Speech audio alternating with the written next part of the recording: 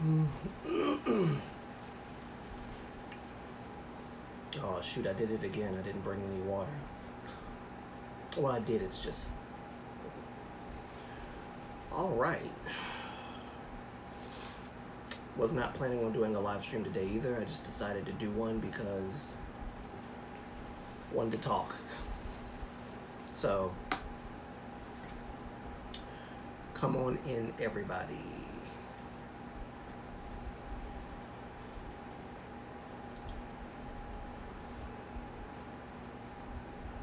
And welcome. Welcome to the live. I'm here, Moonlight. Make sure you have your water. Yeah. Yeah, sorry for the lateness. I was trying to get myself together to do a live stream today. I was exercising this morning. So,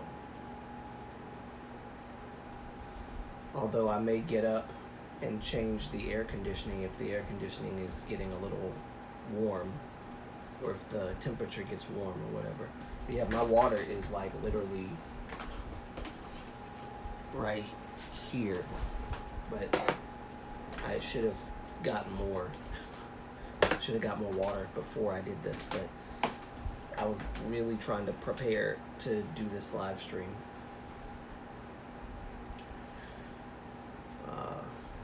I said it's been a minute since I did like the lights, so I decided I'm just gonna like put the lights on and make it all look nice, like how it should be in the Moonlight style. This phone feels a little bit, I don't know, it feels like the picture is like leaning. Should I go and get some more water? I guess I'll be back then. I'll go and get some more water and then come back. Okay.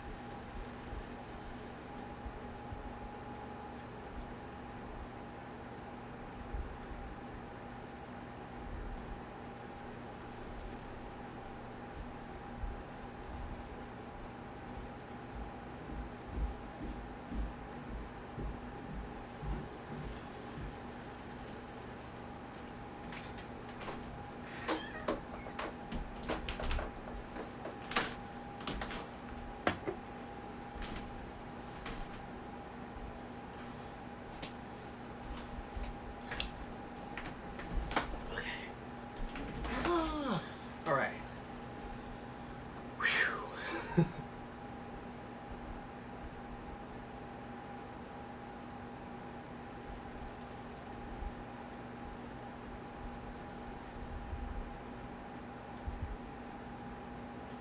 All right. I'm back with my water. All right. I'm looking at myself play back and it's just very cringe. But yeah, welcome. I thought I was going to have a topic specifically, but I don't. Just kind of started the live stream and was like, let me just have a live stream and talk to some people and see how everybody's doing, and, you know,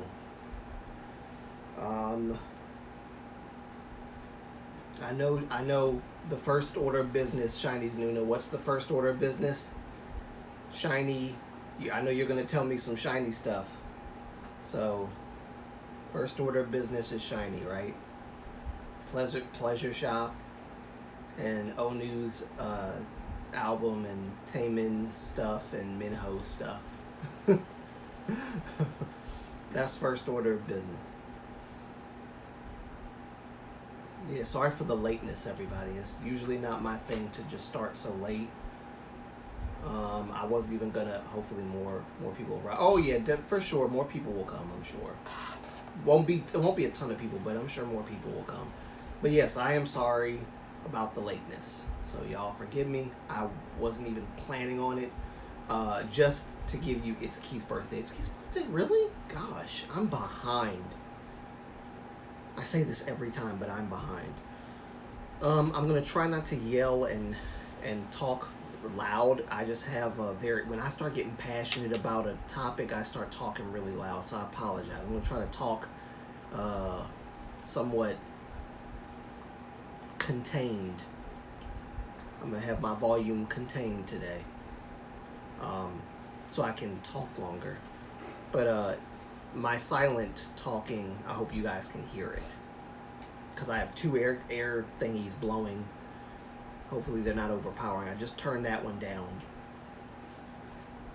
But yes, welcome everybody to my live stream. I am sorry that I am so freaking late doing this live stream, but it is what it is. We're here, so we may as well just make the most of it. The desk behind me is where I'm probably going to end up doing some of my stuff in the future, but even like reactions, maybe, but we'll see. And all my K-pop stuff down. See, now y'all can actually see the desk a little bit better because I'm literally right beside my bed.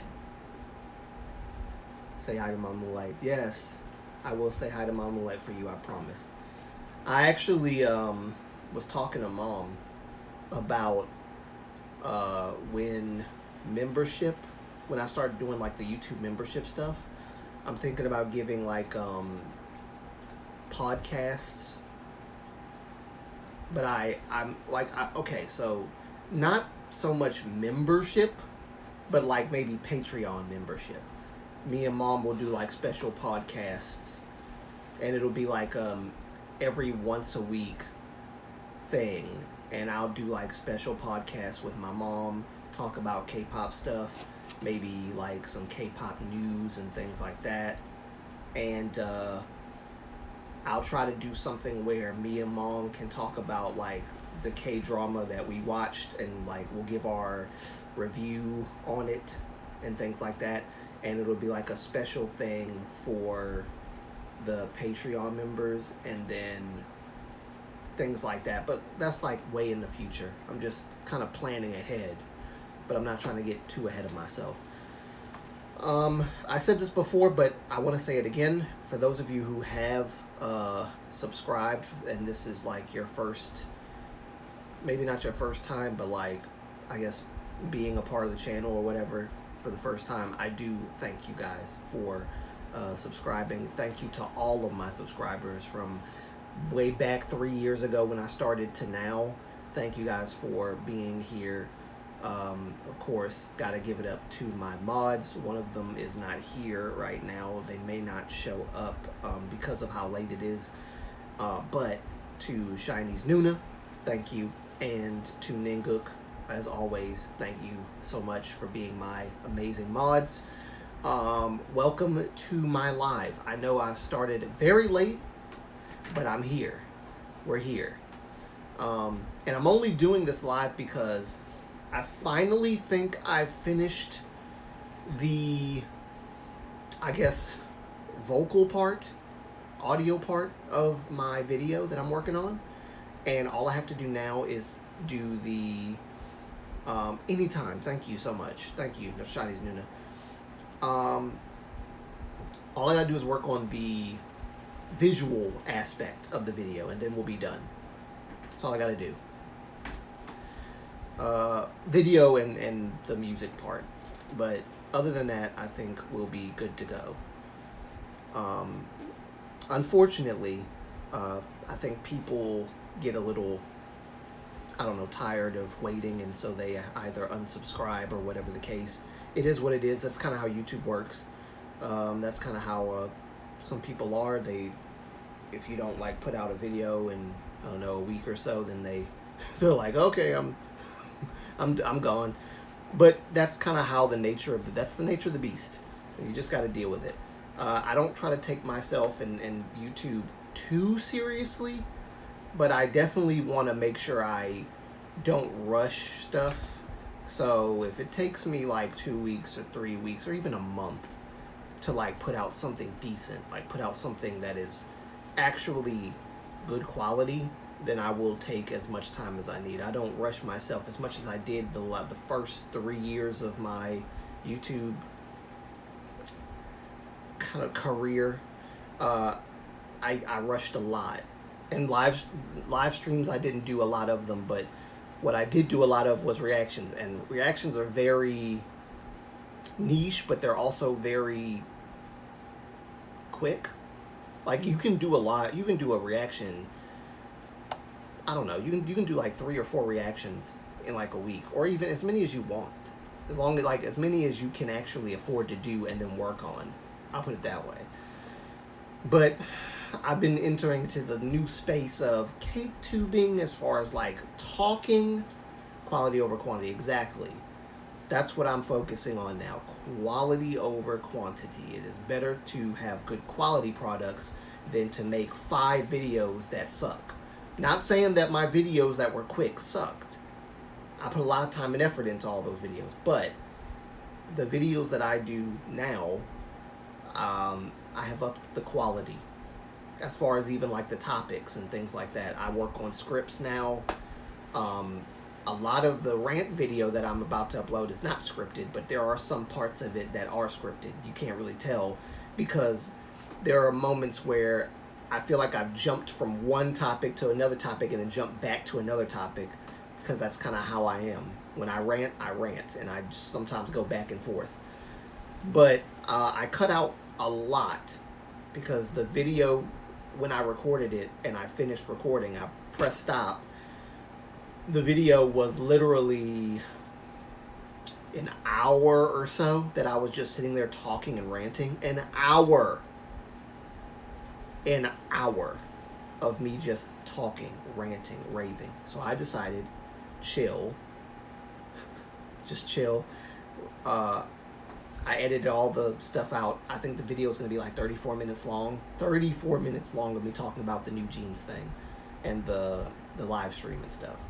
But I think one of my ultimate points was that I think people should not, or should I say Korean netizens shouldn't disparage Westerners from having their own opinion about something by saying it's Korean culture. And it's funny because I did not expect anyone to talk about that. Someone did talk about it on YouTube. But just because I have a difference of opinion than a Korean netizen does not mean that I don't know. I mean, it doesn't mean that I don't know Korean culture. So I definitely want to highlight that point in my video. But I don't know, guys. I know I got Monster Hunter playing in the background, but I don't. I meant to change it to like some lo-fi something, but what it is what it is. But yeah, that's what I want to do. That's what I want to do. So I'm gonna do that. I'm gonna talk about that a little bit. I don't know if anybody's ever told y'all, or like people from the West have told me this, but I don't know if anybody's ever told y'all that. If anybody's ever given an opinion on the interwebs about something Korean related, and they say, well, you don't understand Korean culture and all that stuff. It's basically like using the black card.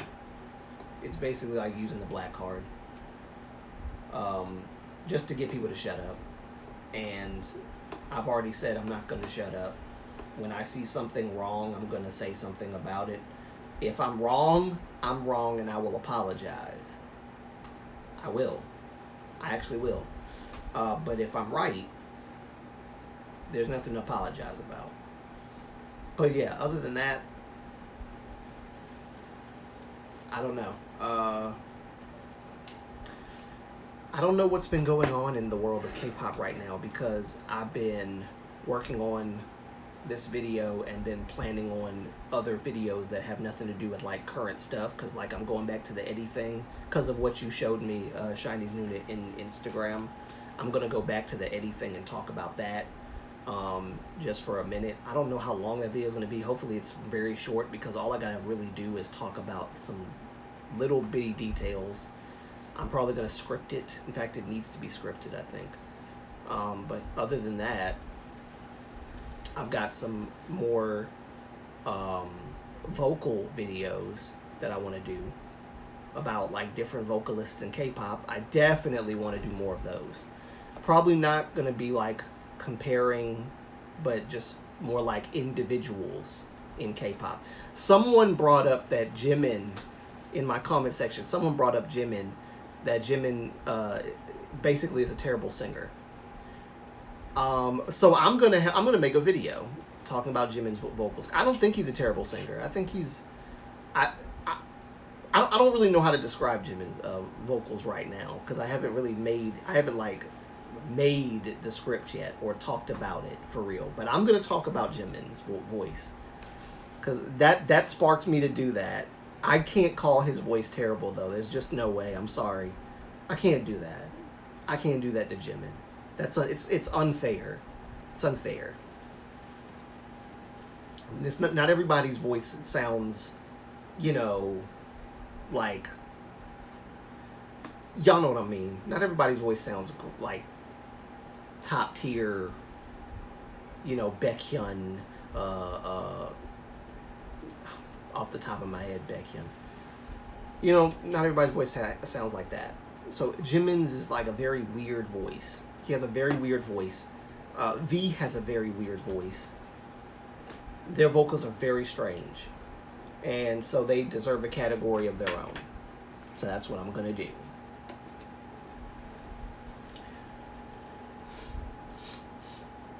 He has soft vocals.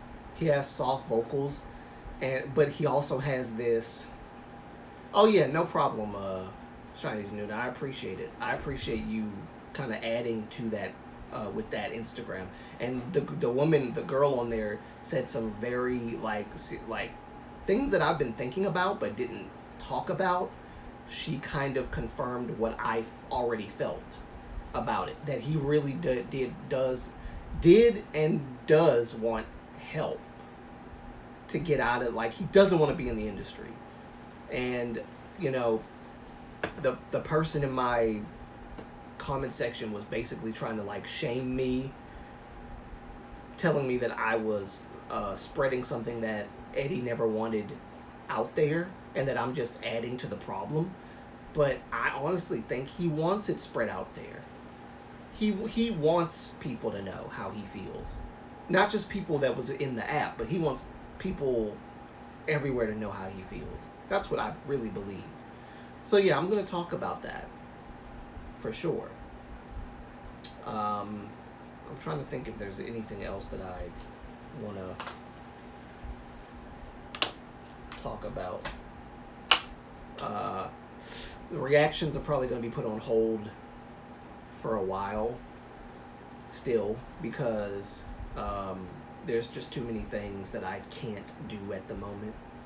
So I gotta put those on hold for a little while longer, and I do apologize for that, but it is what it is. I can't really do anything about it at the moment. Besides, my first reaction, I would love for my mom to be present so that we can do a reaction together. But if not, then it won't happen that way. But yeah, I am looking forward to doing more of the vocal videos. Like I said, I'm not going to compare anyone. I'm just going to make individual ones. And I think the next one I'm probably going to do is Jimin, since someone in my comment section said something about Jimin. Yeah, I don't really believe in people saying things like, oh, you know, this artist's voice is terrible and this artist's voice is trash and things like that. I'm just like, come on, give me an actual critique of their voice. If you think they sound terrible, I'm not gonna sit here and like argue with you on it, right? Like, everybody has their opinion, and some opinions are a little harsher than others, but an opinion is an opinion, right? But I would like to like hear what people say. Like, why do you think that Jimin's voice is terrible, or why do you call it trash, and you know, all these sorts of things. I want to know why. Because I don't think his voice is that bad. You know, God gives you a voice and you have no control over how you sing, so you just gotta like perfect what you already have. And I think that's what Jimin's been trying to do. And I understand that some of his live performances were not like the best vocally, because, you know, Jimin has one of those weird voices. I've always thought that Jimin's voice was weird. But I don't think he's a terrible vocalist. I don't think he's terrible. But yeah, there's a lot of people in K-pop whose voices are not up to par with what people would expect. But Jimin's doing fine as a solo artist. I think he's just fine. So yeah, I'm going to talk about that in the video. Definitely. I don't know exactly what I'm going to do after Jimin, but maybe I'll do a vote. And I'll just put some names and see if which one people would prefer me to do next. Might actually help me out a little bit.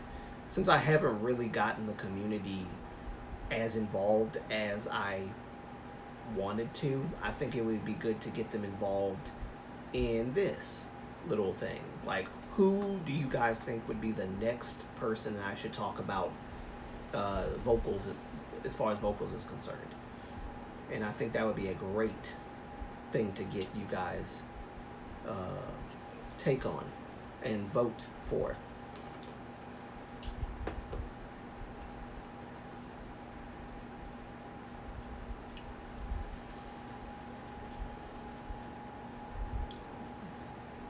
I'm still thinking about making a patriarchy video, just kind of explaining what patriarchy is, but I don't know if I'm actually going to do it like right this instant. I feel like I need to kind of like chill on that for a minute and just do my K-pop stuff. Because that's going to be a long video. I feel like it's going to be a long video. So I don't want to do that right now. Not right now. So I'm going to wait, and I'm just going to do some more K-pop stuff and see what happens. But other than that, yeah. Sugar. How he raps so fast.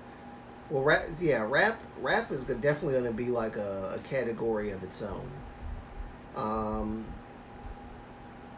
And I think the first person that I'll probably talk about with rap is probably going to be Dohan Se, because prioritize. I really, yeah.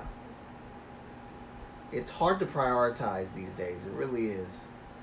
But I'll make it work.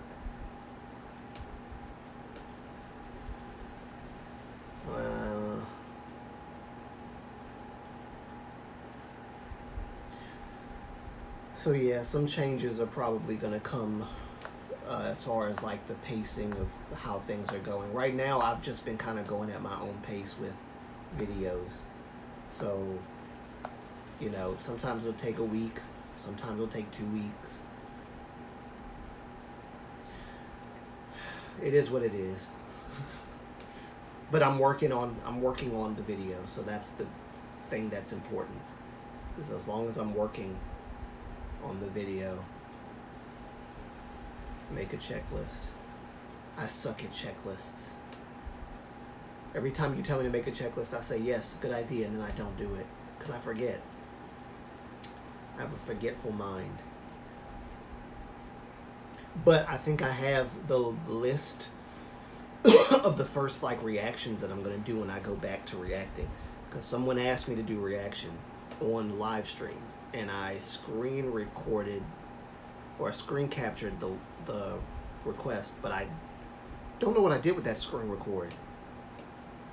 I don't know what I did with it, so I'm gonna have to find it. Hopefully I didn't delete it by accident.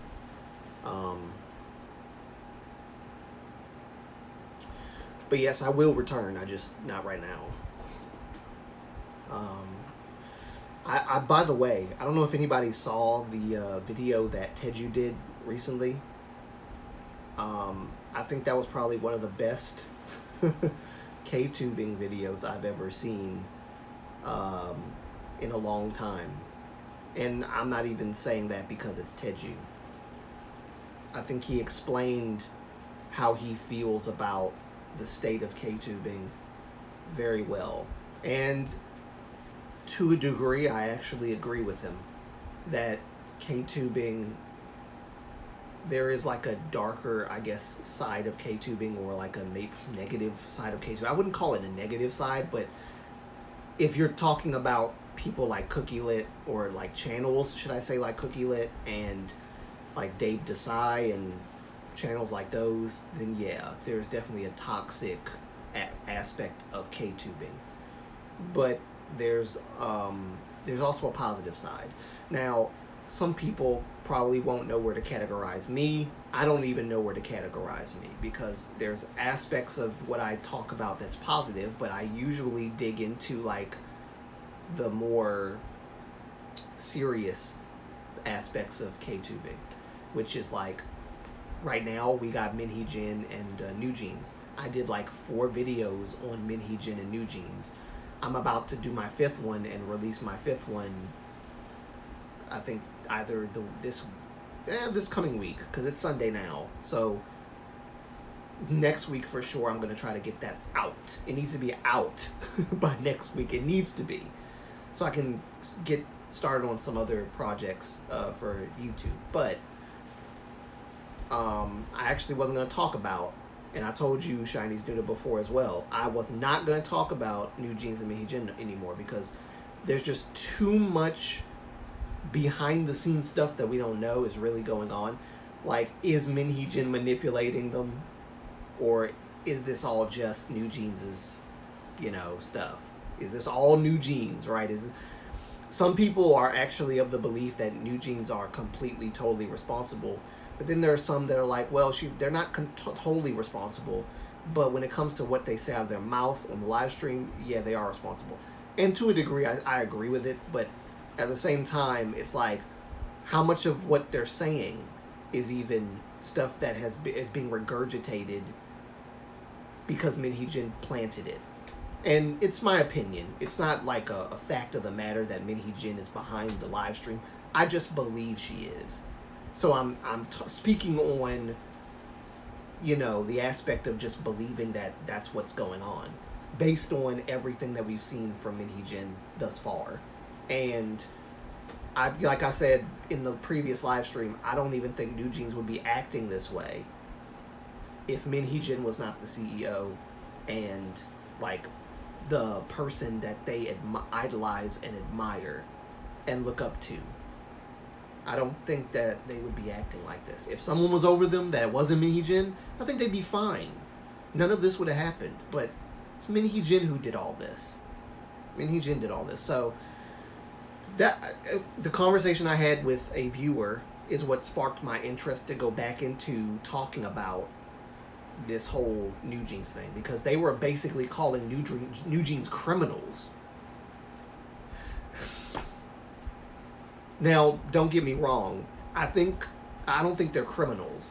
The only thing I remember, like I said, the only thing I remember they did was like put stickers all on the high building, which, if I got the timeline correctly, people keep saying that, oh, Bong Shi-hyuk didn't bow to the girls, and he's, doesn't treat them right, doesn't treat them with respect, doesn't recognize them. But if I got the timeline right, I believe the sticker stuff happened before the whole bowing incident. So if he didn't bow to them, and it was the sticker thing that they disrespected the high building and put stickers all over it, and that was like before the bowing situation, I wouldn't be bowing to them either. So if I got my timeline right, that sticker thing happened before the bowing situation. They're just kids who need to grow up. Thank you. Exactly, Chinese Nuna. They're kids that need to grow up, and I've been saying that. They need to grow up. They need to break away from the weird relationship they have with Minhee Jin, because she's not going to let them grow up. Min Hee-jin is not going to let these girls grow up. And I understand she's not CEO anymore, but the fact that they are retaliating against their current CEO in the way that they have been, and that they still view Min Hee-jin as their CEO, and even more than just their CEO, but like they're everything. Like, she is the reason why they are successful. She is the reason why they are doing so well. And without her, they just can't do what they're doing. And so they're demanding this woman back, but they're disregarding everything that she's done, including putting their careers in jeopardy just for her own personal use. I don't think it's a good idea for them to be in the same space. It's not a good idea. And then, even like I said, even though she's not CEO, who's to say that she's not contacting those girls on some phone that's like not even, company related or whatever? So it's like there's that too. But yeah, I'm gonna get into that in a video. I'm working on video right now. I'm gonna make probably one more video talking about the stages of puberty, and how the girls may be physically maturing, and that's what people are basing this whole they're still grown. They're not that grown. They might be physically maturing and developing, but they're not developing here as well as they could be because they're still young. They have to grow up more. As soon as they grow up a little more, then we can kind of place responsibility a little bit more on their shoulders. But right now, they're too influenced by their mother figure for them to even mature. And she won't let them. She said in the Cacao Talks, they're nothing without me. So it's like she won't let them. Really interested to watch that video when it comes out. Yes, I'm working on it now. So it's been like 2 weeks trying. I thought I had it all together, and then I said, no, there's more stuff I need to like add, and then I need to take some stuff away. So I've been kind of adding, taking away, trying to make it make sense and state my opinion. And at the end of the video, I'm also going to be saying something else, which is a message towards Korean netizens who keep using the whole it's Korean culture, mind your business kind of, ideology on people like me and people like you guys who voice your opinions about stuff. Just because I have a difference of opinion does not mean that you can tell me to mind my own business. Because if I agree with you, you're not going to say, oh, it's Korean culture. Nope, because I agree with you. And just because you're Korean and you live in Korea does not mean that you know everything about the industry. I don't know everything about the industry either. The only people that know more about the industry than anyone else, whether you're Korean or American or whatever, are the ones who are in the industry. And when you hear from them, that's, you got to hear from them. They're the ones that know. So that's where we get our information from. Everybody that's been in the industry, everyone that's been an idol, everyone that's been a staff member, everyone that's, worked in the industry, that's where we get the information from. And then, of course, the muddied up media that likes to, be biased for and against stuff. Trust, Korean media works the same way as Western media, so it's the same thing. It's really the same thing. Journalists don't care about the truth. They care about embellishing things and making things up because it sounds juicy and it sounds cool and it sounds, all these different things, but they don't really care about the truth. And the only ones that really care about the truth or get into the truth are people that are outside of mainstream journalism, be it the West or Korea. So it's like we have more in common than we do not in common, if y'all follow what I'm saying. So I strongly believe that my opinion is my opinion. I strongly believe that they're being manipulated. So I'm going to keep saying it. And if it's proven they're not being manipulated and, she has nothing to do with what they're doing with the live stream and demanding her back on the 24th, which is not far from now. I think it's the 23rd in Korea now. Yeah, I think it's the 23rd now in Korea. So they got one more day. But Hive's not going to do it. Hive's not going to do it, y'all. They're not going to give her back. She's caused too many problems. She's put Hive and Big Hit and all these. She's put all this stuff. She's put them all through too much hell. They're not bringing her back. And yeah. That's where this is going to head. And it might even head down something even worse, like New Jeans no longer being New Jeans anymore. They might not even have a career anymore. So they kind of messed that up. But then again, like I said, this could be a Minhee-jin elaborate scheme.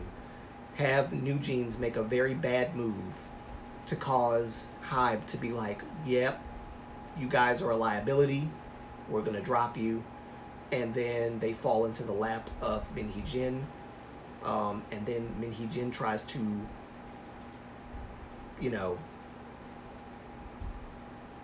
it's 6:40. Yes, it's 6:43 a.m. in Korea. Exactly. So it's the 23rd. We'll see what happens. But yeah, I think Minhee-jin's going to probably try to revive their career in her own way. And just have them under her, which I don't think is going to work. Not after all this crap. It's just too much damage has been done. And there's just no way to restore. I mean, there is a possibility, but I don't see it being to the level that it was. Because it wasn't just bunnies that were fans of New Jeans. It was people that weren't bunnies that were fans of New Jeans. And now it's the fandom is kind of just being relegated to just the bunnies that are there. And some bunnies might have actually left the fandom. They're not going to have as big of a fandom as they probably would have, especially being under Minhee-jin.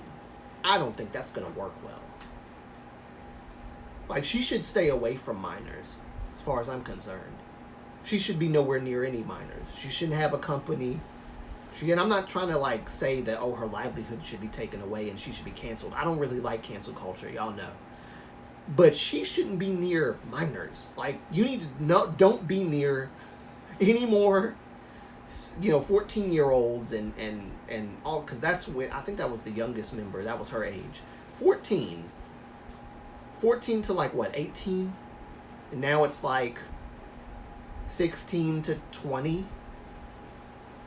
All those 3 years of just feeding them nonsense of you're nothing without me, and I don't know. I'm just saying that's what I believe happened, because in the live stream that's what they were saying. She is everything. We are nothing. She did everything for us. She gave us our start. She was the one, paved the way. It was her. It was all Minhee-jin. Minhee-jin did it. Can't do anything without her. Can't function right without her. I'm like, gosh.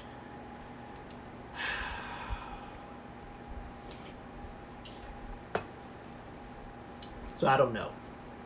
All I know is that they're the fandom that's still supporting them. It's great that they're supporting them. And listen, I support New Jeans as well, as far as them getting out of this situation and getting help. And it's possible that they were brainwashed. It's possible, Chinese Nuna. I believe they were. That might sound extreme. That might sound conspiratorial, but the puzzle pieces fit that way, at least to me. She's nothing but a manipulative person. She's very manipulative. She manipulates everybody. And using her shaman powers, her shaman connections and all that stuff. She's strange. And messed up people tend to mess up other people. And Minnie Jin's messed up in the head. She's messed up. She needs help. I don't know if she probably doesn't want help, but she needs it. And New Jeans are definitely going to need help once this is over. Because this woman has, I feel like she's been telling these young girls that they really can't do anything without her. She's the reason why their career is as good as it is. But then why go mess it up? It just doesn't make sense. None of this, and this is why I didn't want to talk about it anymore, because there's just so much stuff we don't know. It's so crazy. Oh, hello. Welcome.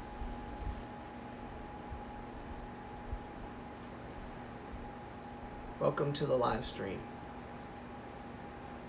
Japanese viewer.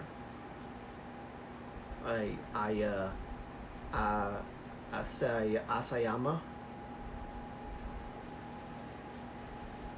Welcome, Asayama. Asayama-san. It's morning, I think. Ohayo. Ohayo, Asayama-san.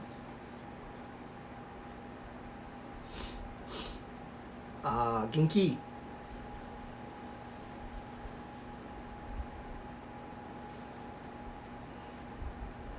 I don't know a lot of Japanese, but I know a little bit. I have, like I said, I have a sister-in-law and a niece. My sister-in-law is Japanese. My niece is half Japanese, half black. So my niece speaks Japanese and English, and my sister-in-law speaks Japanese and English. So I need to learn more Japanese so I can speak Japanese with them. Even my younger brother knows Japanese. Very good Japanese too. It's a shame. I need to do better. I need to do better with my studies. Asagami Ayaka. Oh, did I say that wrong?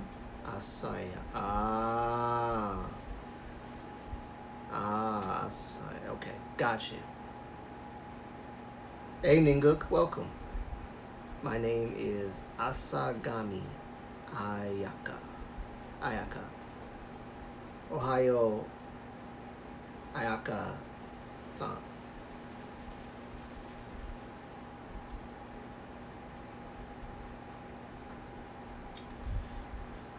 Welcome.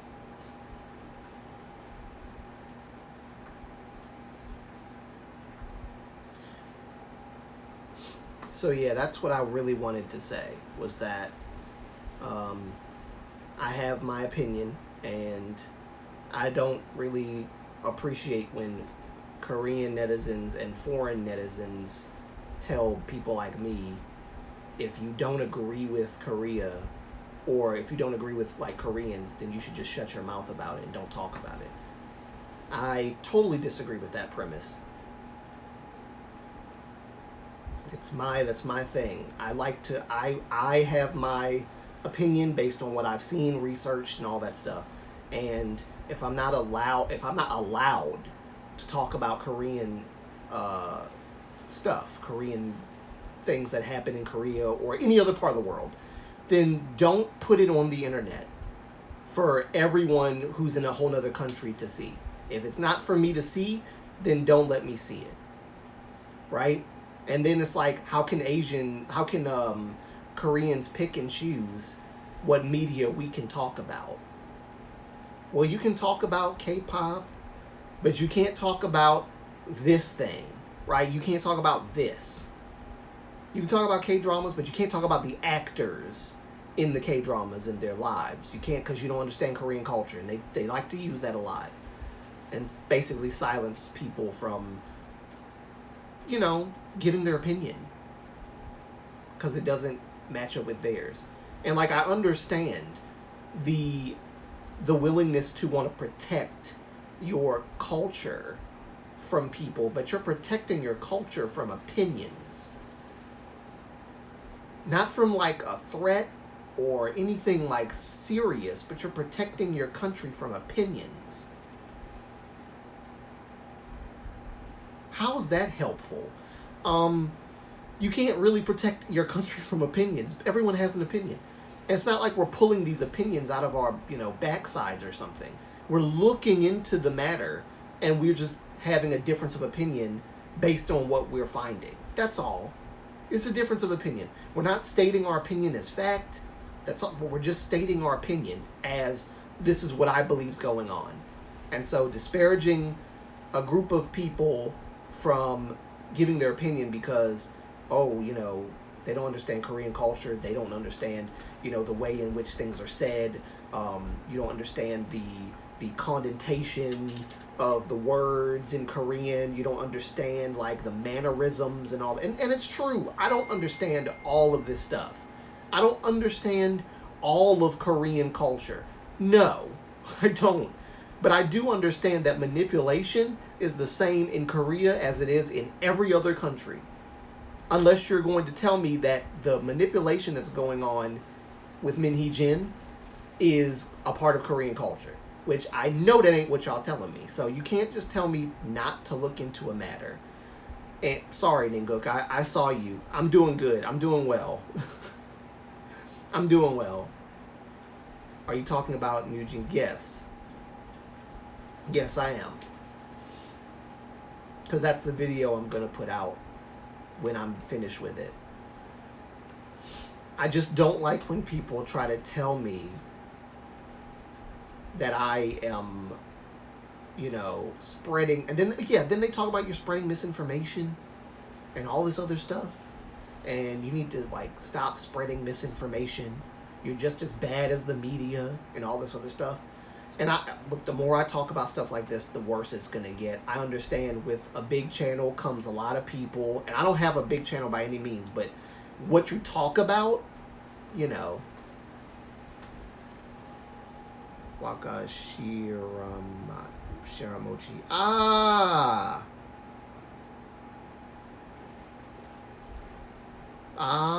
Mochi-san. Actually, I was on TikTok and I couldn't... Was it TikTok? Yeah, I was on TikTok and then I was talking to Mochi and another person who was on TikTok. And then the day, it might have been that night or when I woke up in the morning. Apparently, guys, I'm banned from TikTok because someone reported my channel and said that I was spamming, which I wasn't spamming anything. But I was reported, so I don't know what happened, but I'm not on TikTok anymore. Oh no, I'm sorry, it's not TikTok, it's X Twitter. My Twitter account is blocked. Sorry, it's Twitter. Yeah, Twitter, not TikTok. So yeah, Twitter, I'm blocked on Twitter. I think my channel is, or my account is banned. So I can't do anything about that. I could make a new account, but I don't really feel like it. That was my only way of communicating with Mochi-san, and I can't do it now because I got banned. So, but that's cool. You came from Mochi-san's distribution. Waka Mochi-san, Shiramochi. I hope he's doing well, by the way. I haven't seen him for a while, so I hope he's doing well. I know he's probably working hard. To me, Min Hee-jin is a pervert narcissist. You don't pull punches, do you, Ninga? I don't know exactly what's going on with her. All I know is that she's very manipulative. She's been using the media and the press, and now the media and the press have kind of been turning it. Well, not all of the media and press have been turning against her. Some have been actually for her still. but I don't trust, you know. Ah, wait. I know your name. Don't help me. Don't help me. Don't help me. I know your name. Hold on. Uh, Hoshi. Hoshi. Hoshi Nin.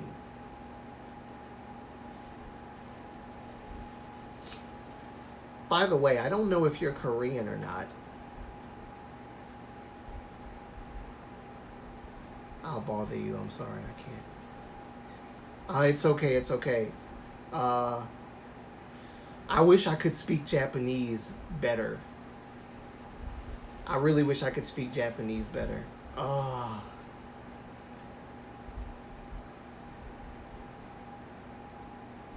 I wanna communicate better.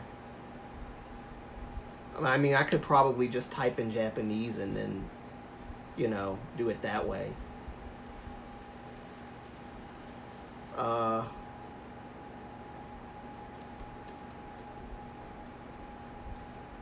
that would be helpful.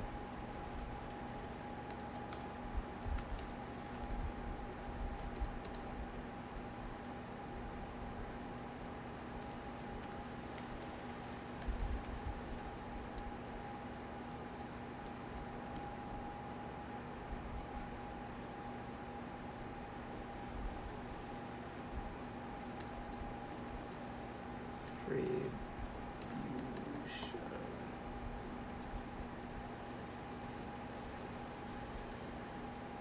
Yeah, I can do that. I can definitely do that. Hey, close enough. Shide. Hoshi, Hoshi's era. I'm Korean, but I live in.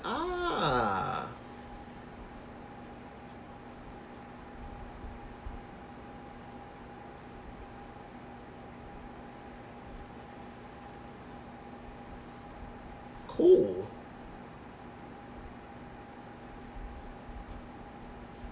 The name actually comes from Tiger J.K. lyric. Really? What a coincidence! I was talking about Tiger J.K. last live stream. I didn't know that it came from Tiger J.K. lyrics. You came on the right live stream. It's 3 days until the 25th. I'm not looking forward to what what the girls will do since 100% High ain't listening to them. Yeah, that's my thing too. Is like the 24th is already is it 25th, right? Is well, it wasn't the 24th. It's 25th. Did I say 24th in the video? I might have said 24th in the video, so I might have got the date wrong. I thought it was 24th, but yeah, the 25th is coming up. So let me read your response.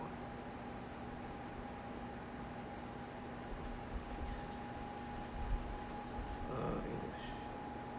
I'm a listener of Mochi Stream. I see. So. Okay.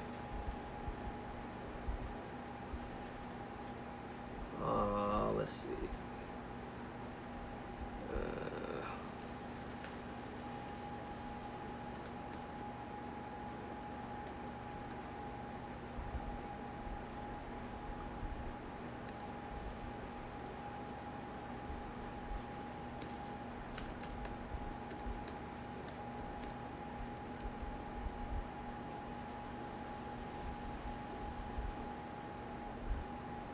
Give me a sec, guys. I'm talking to a fellow Mochi-san supporter. Mochi-san, for those who don't know, is a friend of mine who's also a YouTuber, but he does like From Software games.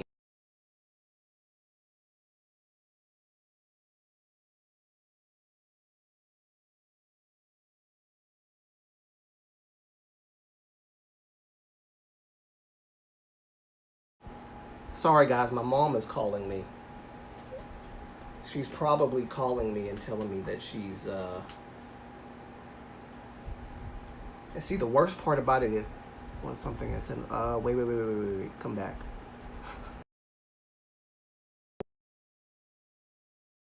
Okay, I'm back. Sorry about Okay, I'm back. Sorry about that, guys. Sorry about that. I had to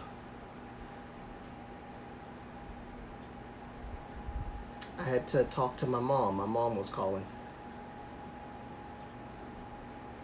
Pasted, and I hope this is right.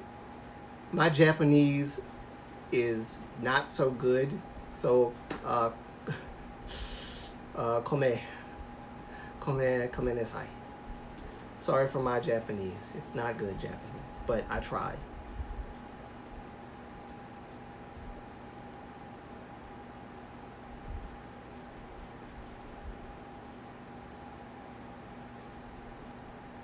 Let me see. Thank you for your kind response. I saw what you saw on stream before, so I decided to join. I'm sorry for the inconvenience caused by language difference. Oh, no. Yeah. It's not your fault.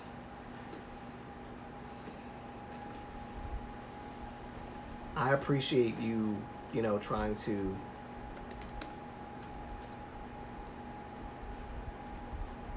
Yeah, I appreciate I appreciate how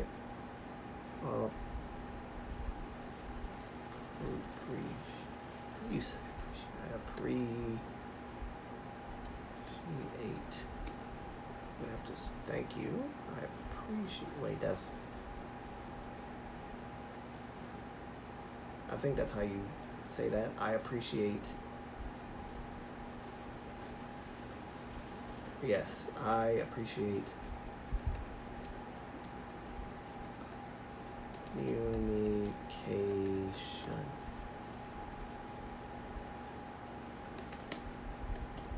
I know it's difficult,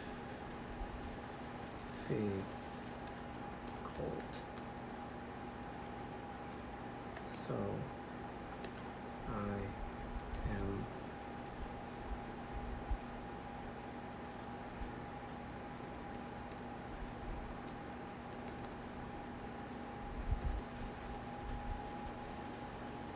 to talk to you.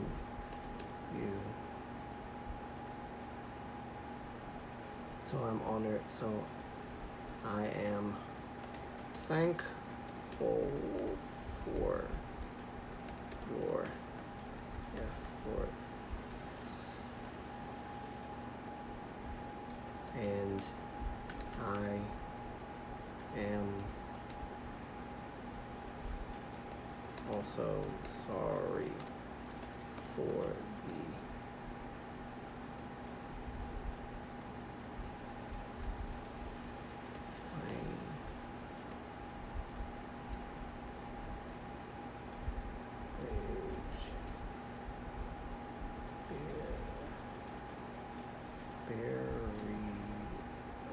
probably have to spell that right. Did I spell that right?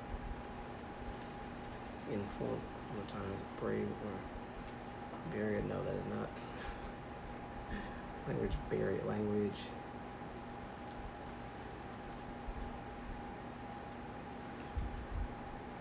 Did I spell language right? Let me make sure I spelled language right. I gotta make sure everything.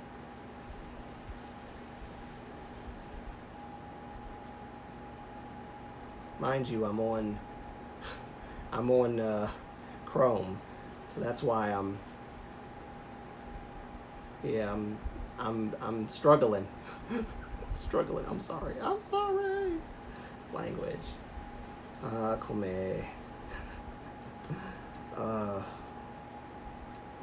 Language. Me trying to write this right in Japanese. I think I'm spelling this right, though. I hope. It's not really.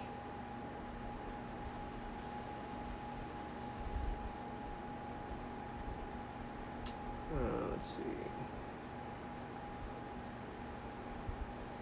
For the language.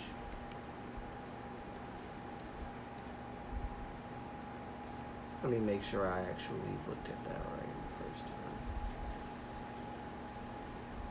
Yeah, my language. There we go. Maybe I'll do it that way. Let's see if that works. I hope that works.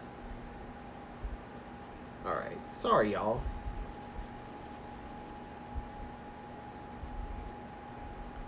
Sorry, y'all. Me trying to make sure that this is working right,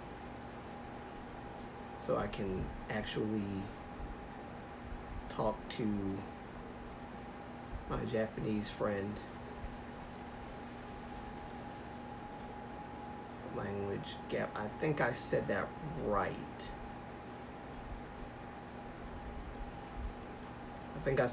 So let me. Hopefully that's right.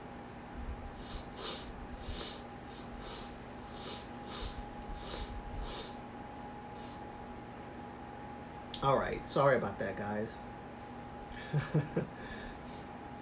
Like, the whole situation is sad since outside of Minheejin, New Jeans is not problematic. They just have loyalty towards the wrong person. Yes, I agree.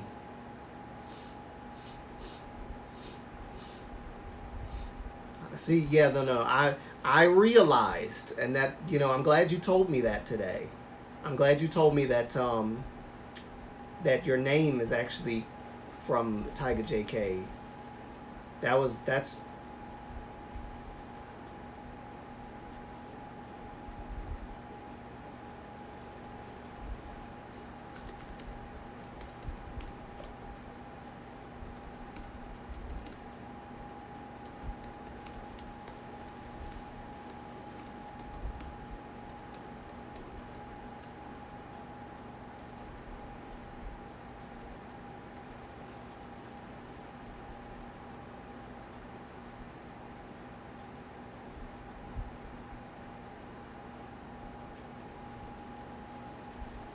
all right.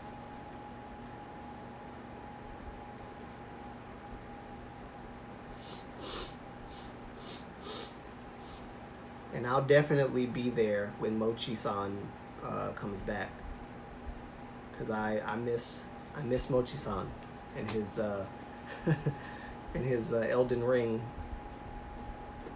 and Bloodborne playthroughs.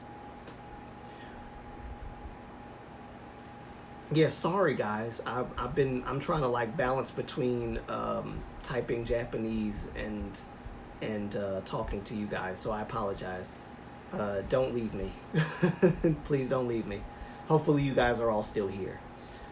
Because I'm not finished.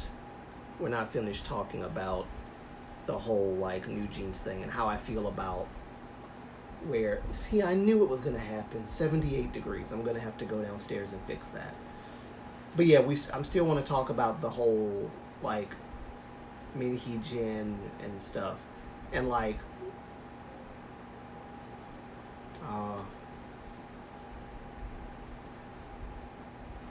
you have to check out the song sometime. Let me make sure I got your name right, so I can have it. Like let's see.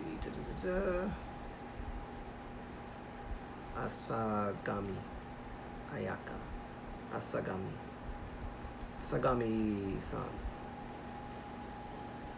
Arigato, Asagami-san. Arigato. Arigato gozaimasu.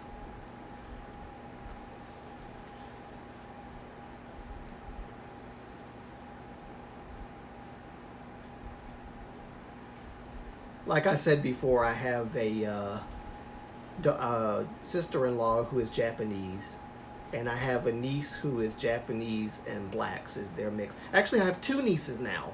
Lord, I'm forgetting. My brother had another baby, like a while ago. So I am an uncle of two half black, half Japanese nieces. which is amazing.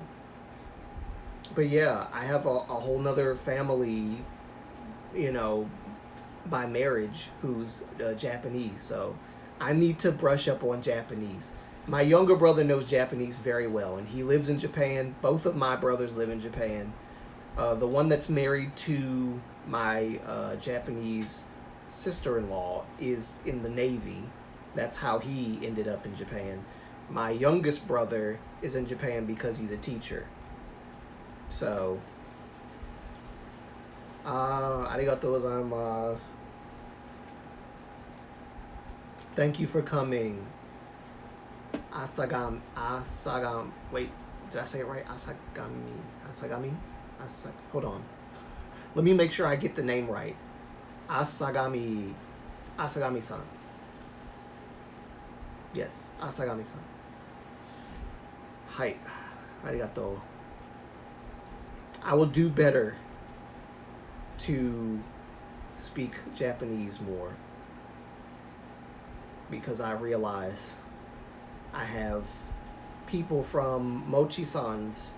This is actually the first viewer that's come from Mochi-san's channel to my channel.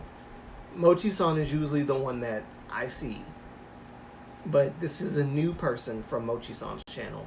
So I'm really glad that I could actually have, viewers from Mochi-san's channel on my channel as well. I think that's really cool. So, arigatou gozaimashita. Asagama-san.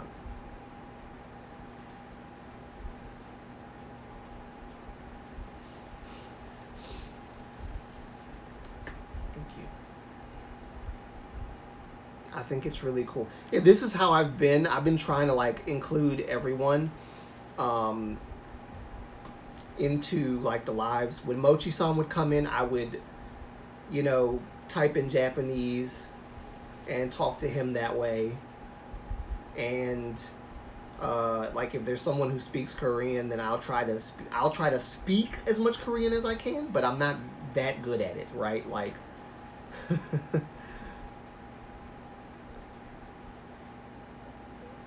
What is it? What did I learn? Itaga. Was it Itaga something?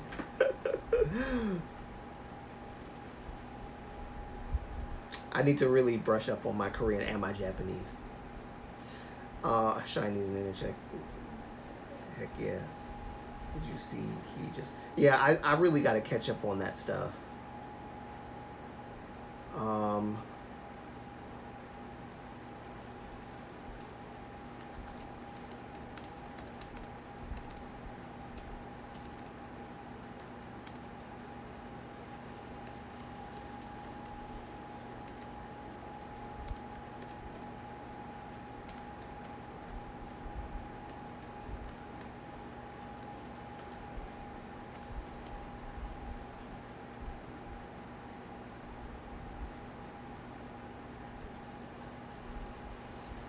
Yeah, I got to look at all that stuff because I haven't caught up in a long time. I haven't caught up with. I actually did he already do the live, the pleasure shop live? Did he already do it?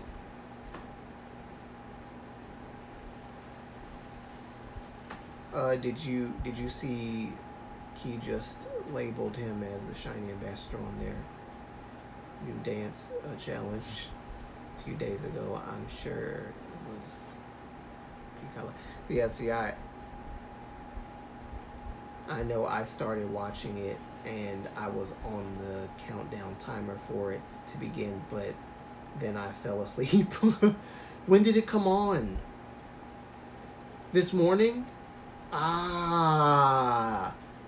It was probably early, wasn't it? Free. Yes, this morning he did. Shoot. I actually put a notification.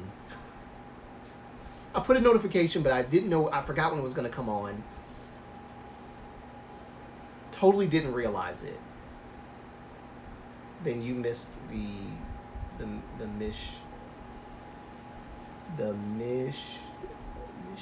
what? with the images. It was hilarious. Talking about like the mashups, mashup. Hang on, let me see if I can find the link. Yeah, put the link. See, this is why. Well, I probably would get pinged for actually showing it on my thing, but this is why I really do need a I need like a screen share. I'm gonna look into it, guys, so that I can enhance my live stream quality, because I don't want the live streams to like be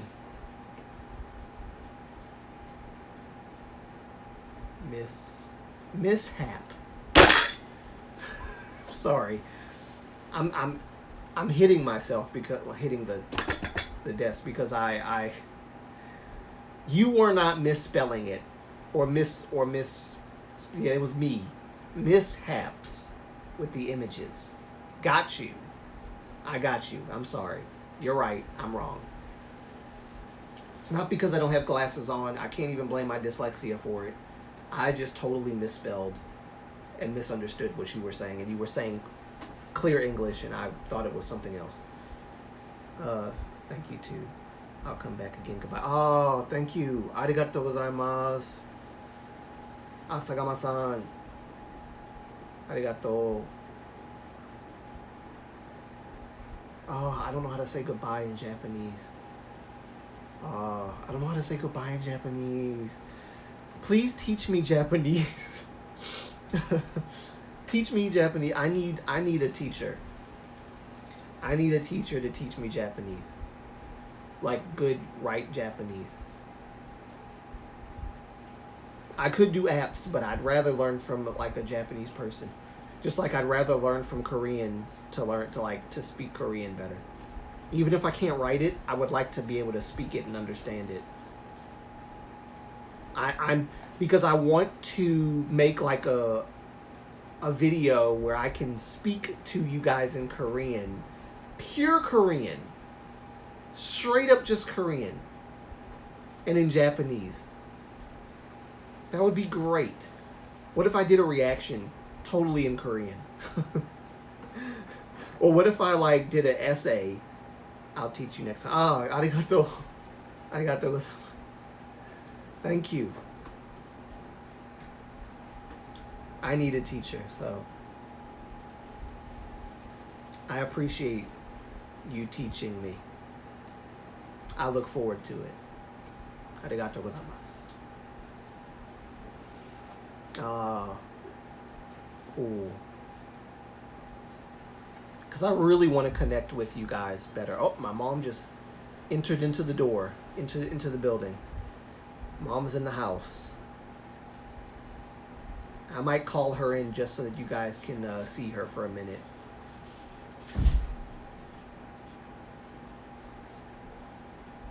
Yep, my mom just entered into the building, everyone. The second person within my YouTube channel, the one who helped me, didn't have to, but she volunteered. She's just as much a part of the YouTube channel as, well, I'd say as you guys are. She kind of is basically a viewer, but she kind of represents the viewership just in front of the camera. So, oh, cool. Baby Lala Lisa, teach me Baby Lala Lisa, teach me Japanese. I say, hi, sorry, this lyrics came in my mind. Shiny, so nice to meet you too. Oh yeah, that's right. You guys are just meeting my mods. Yes, these are my mods. Yes. It's nice for everybody to see each other, finally. Because I know you guys didn't get to meet my mods. I only have 2 mods right now, but when things ramp up and more people come to the channel, I think the late night streams might be better depending on like who's viewing and watching things, because I feel like more people might be watching the lives at this time than in the earlier times, because usually I do live streams around 12, 11 a.m. to 12 p.m., something like that. But every now and then, I'll do a live stream like this where it's like a little later on. It's still sunlight out, but it's still later on. And we can do stuff like this, and maybe more people will show up, and I can talk to more people, interact with more people. And, yeah. I wonder if Asagami-san has a YouTube channel too. Because if you do, I'll subscribe to it, like, straight away.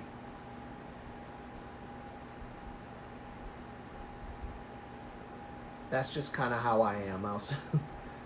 Any friend of Mochi-san is my friend, so I love subscribing to my friend's channel, supporting my friend's channel. For sure, I was excited to see you here today after mentioned you in the last live. Yes.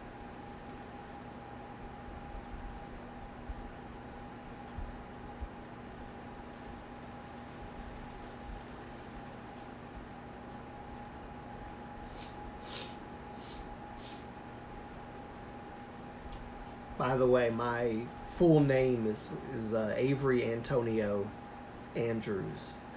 That's my full name.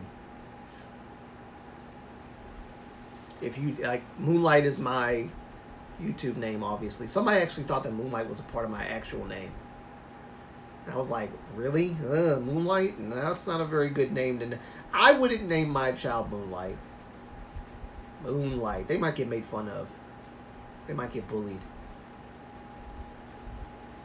But yes, my full name is Avery Antonio Andrews. But Antonio is the only part of my name that enters into the YouTube name, because it's the only name I have that I actually like. I don't like the name Avery. I never did.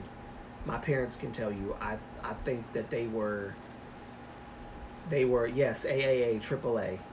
I'm the AAA battery. That is me, AAA. Yeah, people, you can call me AAA, you can call me Avery, you can call me Aves, you can call me Antonio, you can call me whatever. Mama Moonlight. Mama.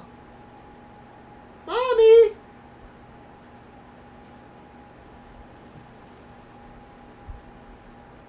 Mama. Yes. Could you, I didn't know if you heard me or not. I didn't. Okay, do you want to come and say hi to the viewers? Your phone is hot. I told yeah, it's 78 degrees. Actually, it's 80 now. Oh my God. I need the air conditioning. So yes, there's my mom. There's Mama Moonlight, everybody. She just got off work, so. Yes, Lord. Hi, everybody. She is the co-host. I know Chinese Noodle was like, tell Mama Moonlight I said hi. Now she can tell you herself because you're here now. Hi, everybody. I'm tired.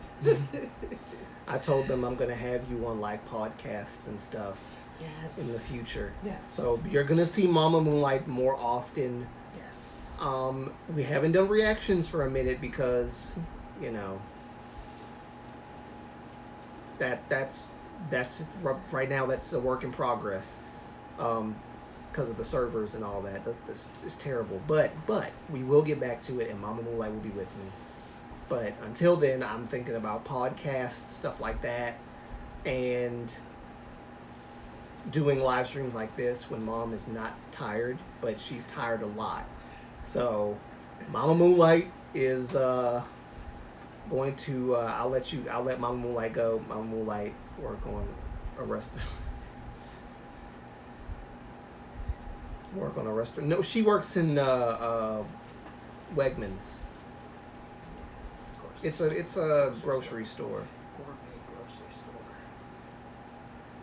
Gourmet grocery store. But she did work at a restaurant for 15 years. Mm-hmm. Applebee's. And it was the only restaurant in Ozark because Ozark is just that small.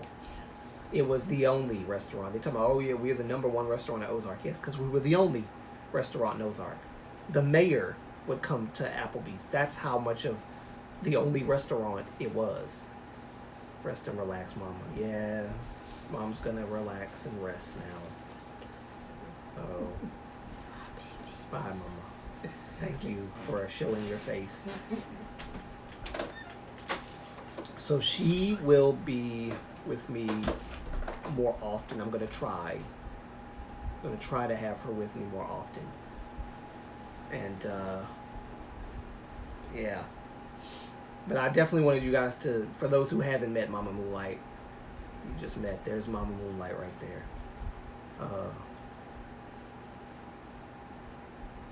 I have a lot of things that I want to do, that I want to set up. So I'm going to try to work on those in the future.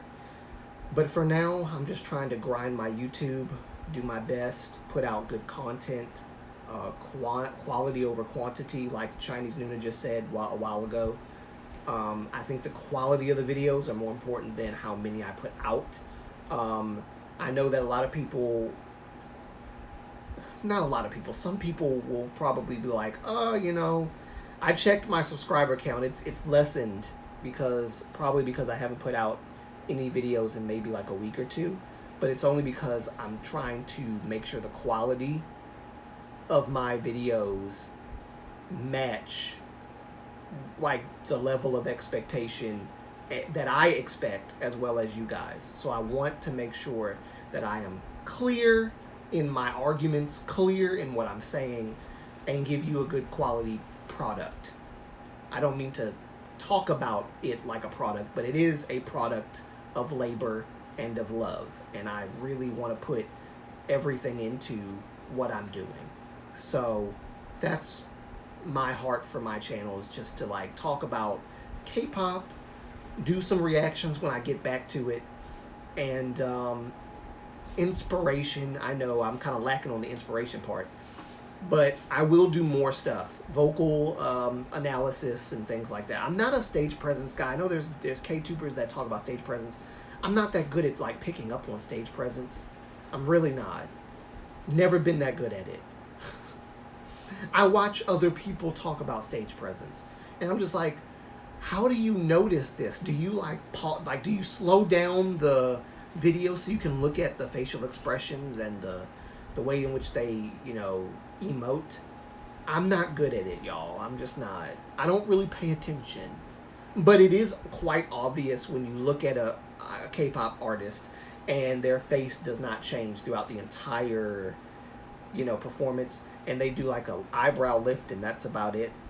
But I've never been good at just like critiquing idol groups based on stage presence. I hope the info I left you on Instagram is something you'll think about. Was it the info that I looked at already, or is it like more info that I haven't seen yet? But I did look at the other info, and what was the other info about? See, I'm using my primary phone to do the stream, so everything's on my primary phone. I have to look at it afterwards. But I was trying to use my secondary phone to do these streams, but I noticed that my secondary phone freezes and glitches at a certain period of time in the live stream. It's an hour and 25 minutes and like 33 seconds. Around that time frame, the secondary phone will start glitching and acting stupid. So I said, no, it's not worth it if it's glitching and all that stuff. So I use my primary phone. But I will check and make sure of what I saw, because I can't remember exactly what you sent me to look at, but I will look at it again. There's some viewers that I haven't talked to in a while. Gina hasn't been on the live streams in a while. I haven't talked to Lauren in a while either. I talked to her recently, but it's like been communication where she'll say something and then I'll reply to it. It's different, Moonlight. I did mention a bit of this on how people haven't learned anything from the Itaewon crush. incident. There was nearly another one with regards to Minho. Really? How come I'm just hearing about this? I had no idea. You would hope that, and see, here's another thing that I apparently am not allowed to talk about unless I'm, because, there was so many issues with the Itaewon incident. You don't know who to blame. If, I felt, I talked about this in a video, a year ago or so. I think that's when it happened, either a year or two ago. I talked about the Itaewon crush, and how it, I wish it could have been prevented, and it could have been prevented, but we don't know who to blame. We don't know. I'm sure the government is mainly, I would say, who to blame in this, but I don't know. I still don't know, but I just hope that it gets fixed and people don't make the same mistakes, because so many young people lost their lives, and it was just really, I couldn't even celebrate I don't celebrate Halloween, but I couldn't get into the the spirit, of the October month because of that. I was gonna dress up and appear before everyone in a costume or whatever, but I didn't even feel like doing it that year, because after I heard about that, I was like, no, there's nothing to celebrate at this point. It's nothing to celebrate.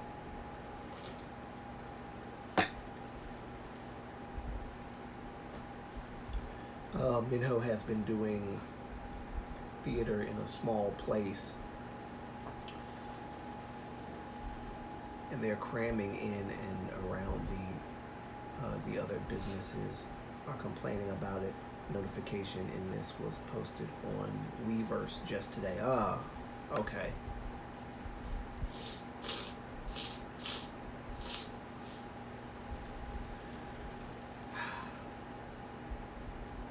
I'll have to check it out and look into it. I have to check it out and look into it. Yeah, I'm sorry, my nose. I noticed on my, because I be seeing myself. I think I have a sinus issues or something.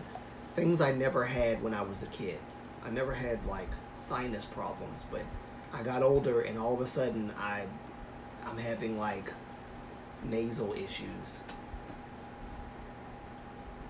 Don't know why that happened, but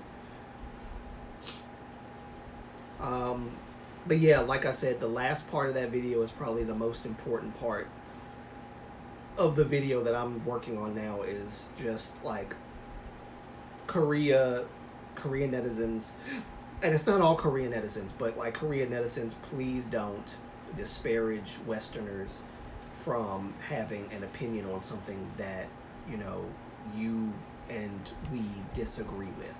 We might disagree on a lot of things, but that doesn't mean that you can just tell us to be quiet and it's none of your business. Even listen, when I was talking about colorism in the video, they were telling me don't talk about, and it wasn't even Korean netizens that were doing this. It was Westerners, fellow black K-pop fans, and some who weren't even K-pop fans. They just hopped on the video because it was a video that got negative attention. A lot. Bunch of views, but negative attention.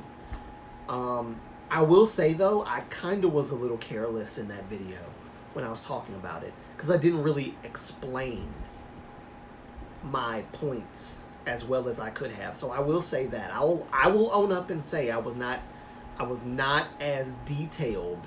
It was an 11-minute video, and it should have probably been 20 or 30 minutes long, because I should have been able to explain it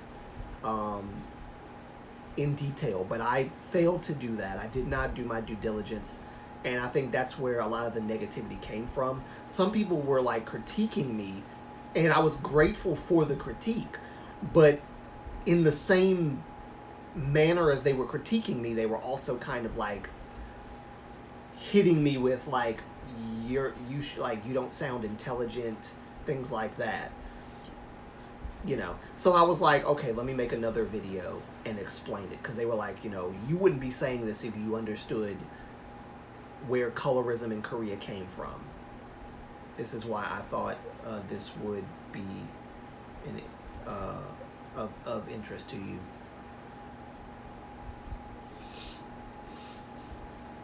I remember that time.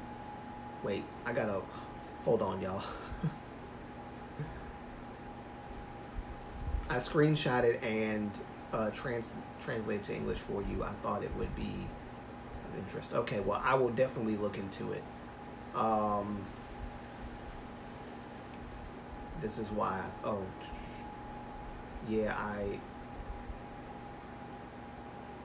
there was a club in Hongdae maybe like a month ago that had an issue too on a KHH performance night. Thankfully they were clear. Yeah, I don't know what's going on there with these crowded spaces. They really do need to stop doing these crowded spaces, or try to manage the crowds better. I think Korea has a bit of a problem with managing crowds. I mean, shoot, look at the airports alone. Like, they can't even manage the members sometimes properly because there's so many people getting through. And then some of them, the companies are not even like, ooh, thank you. Sorry, I didn't even bother to ask what I wanted. But some of the, oh, you got me. Oh, that's I'm looking at it the double take. Yeah, what was I saying? What was I saying, y'all? Oh yeah. I think the airports is what I was talking about. The airports. There's sometimes the company gives like two people, just two guards, and that's just terrible. I think it was Hybe. It was like a thing I saw on Hybe, and I can't remember what group it was, but they gave this group like two guards, and like apparently two sasangs or whatever passed by, like all up in the way, and the guards didn't even notice it or see it or whatever, and so it was just terrible. So it's not just the crowd control problem, but it's like allowing people to get through and make contact with your idols that you're supposed to be protecting and guarding and stuff. It's just a problem. But yeah, yes, I did just see the news. I did just see the news headline about new restrictions they are going to put into effect for Incheon Airport, but I don't know all of the details yet. It was in Hypen. In Hypen. Yep.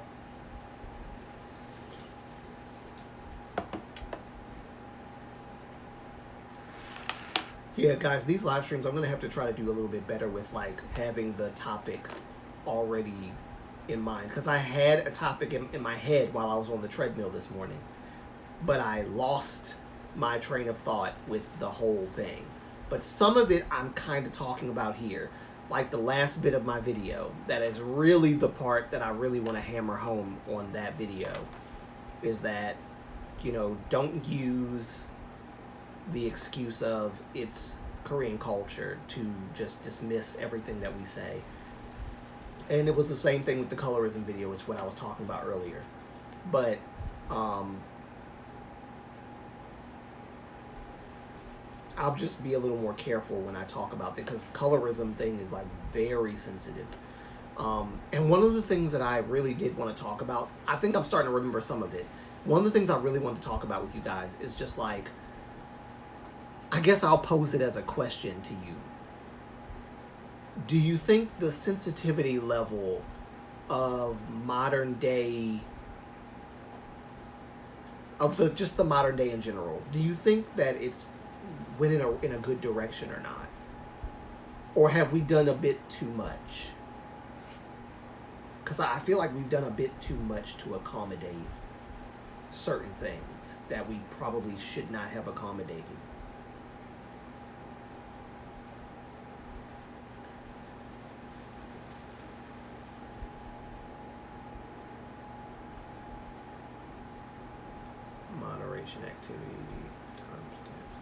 I'm looking at stuff. Hold on, y'all. Reactions. Timestamps. Timestamps? I could put timestamps on here. Moderation. Sometimes it goes overboard. Yeah. I have to learn how to put this in subscriber only mode sometimes, because I don't really see that. I don't see that on here. I have to figure it out one day, because I don't really know how to do that right now.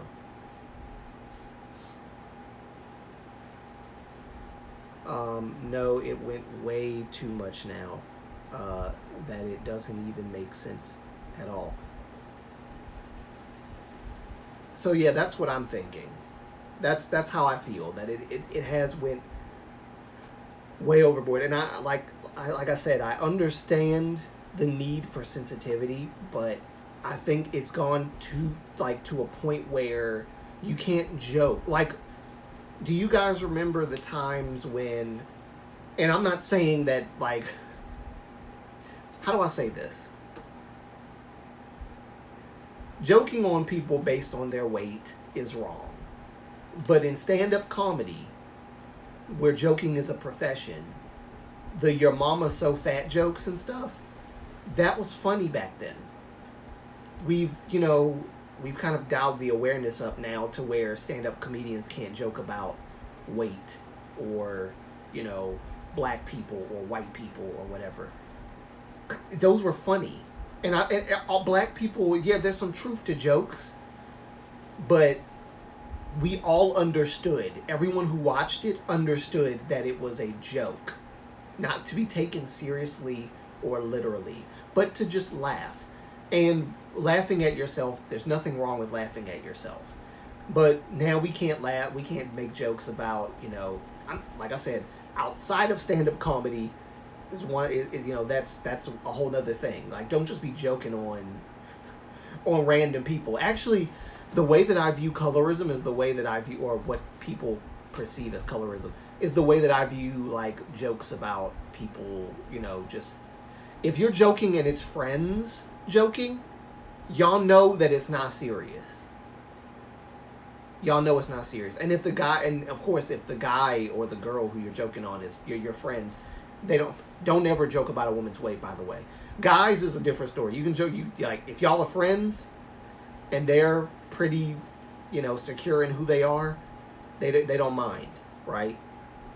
But don't just be saying random jokes to people you don't know. They might be offended. And it would come across as, you being not fat phobic, but just you hating on them or disrespecting them because of their weight. But I think that's a mild part of it. And some of you might disagree with me. Like I said, fat jokes, kind of got to be careful with those kind of jokes. Black jokes, white jokes, got to be careful with those kind of jokes. But at the same time, in stand-up comedy, it's fair game. That's their profession, and we all know it's not for real. They're not actually, like, serious about half the stuff they say. It's a joke. It's a joke. But, their professions, now they have to censor what they say so that they don't offend people in certain groups. But I think the more extreme part of censorship is affirming everything and saying the pronouns and all this other stuff. I'm not a pronoun guy. It's, like, very difficult for me to, like, call a and it's not. I'm not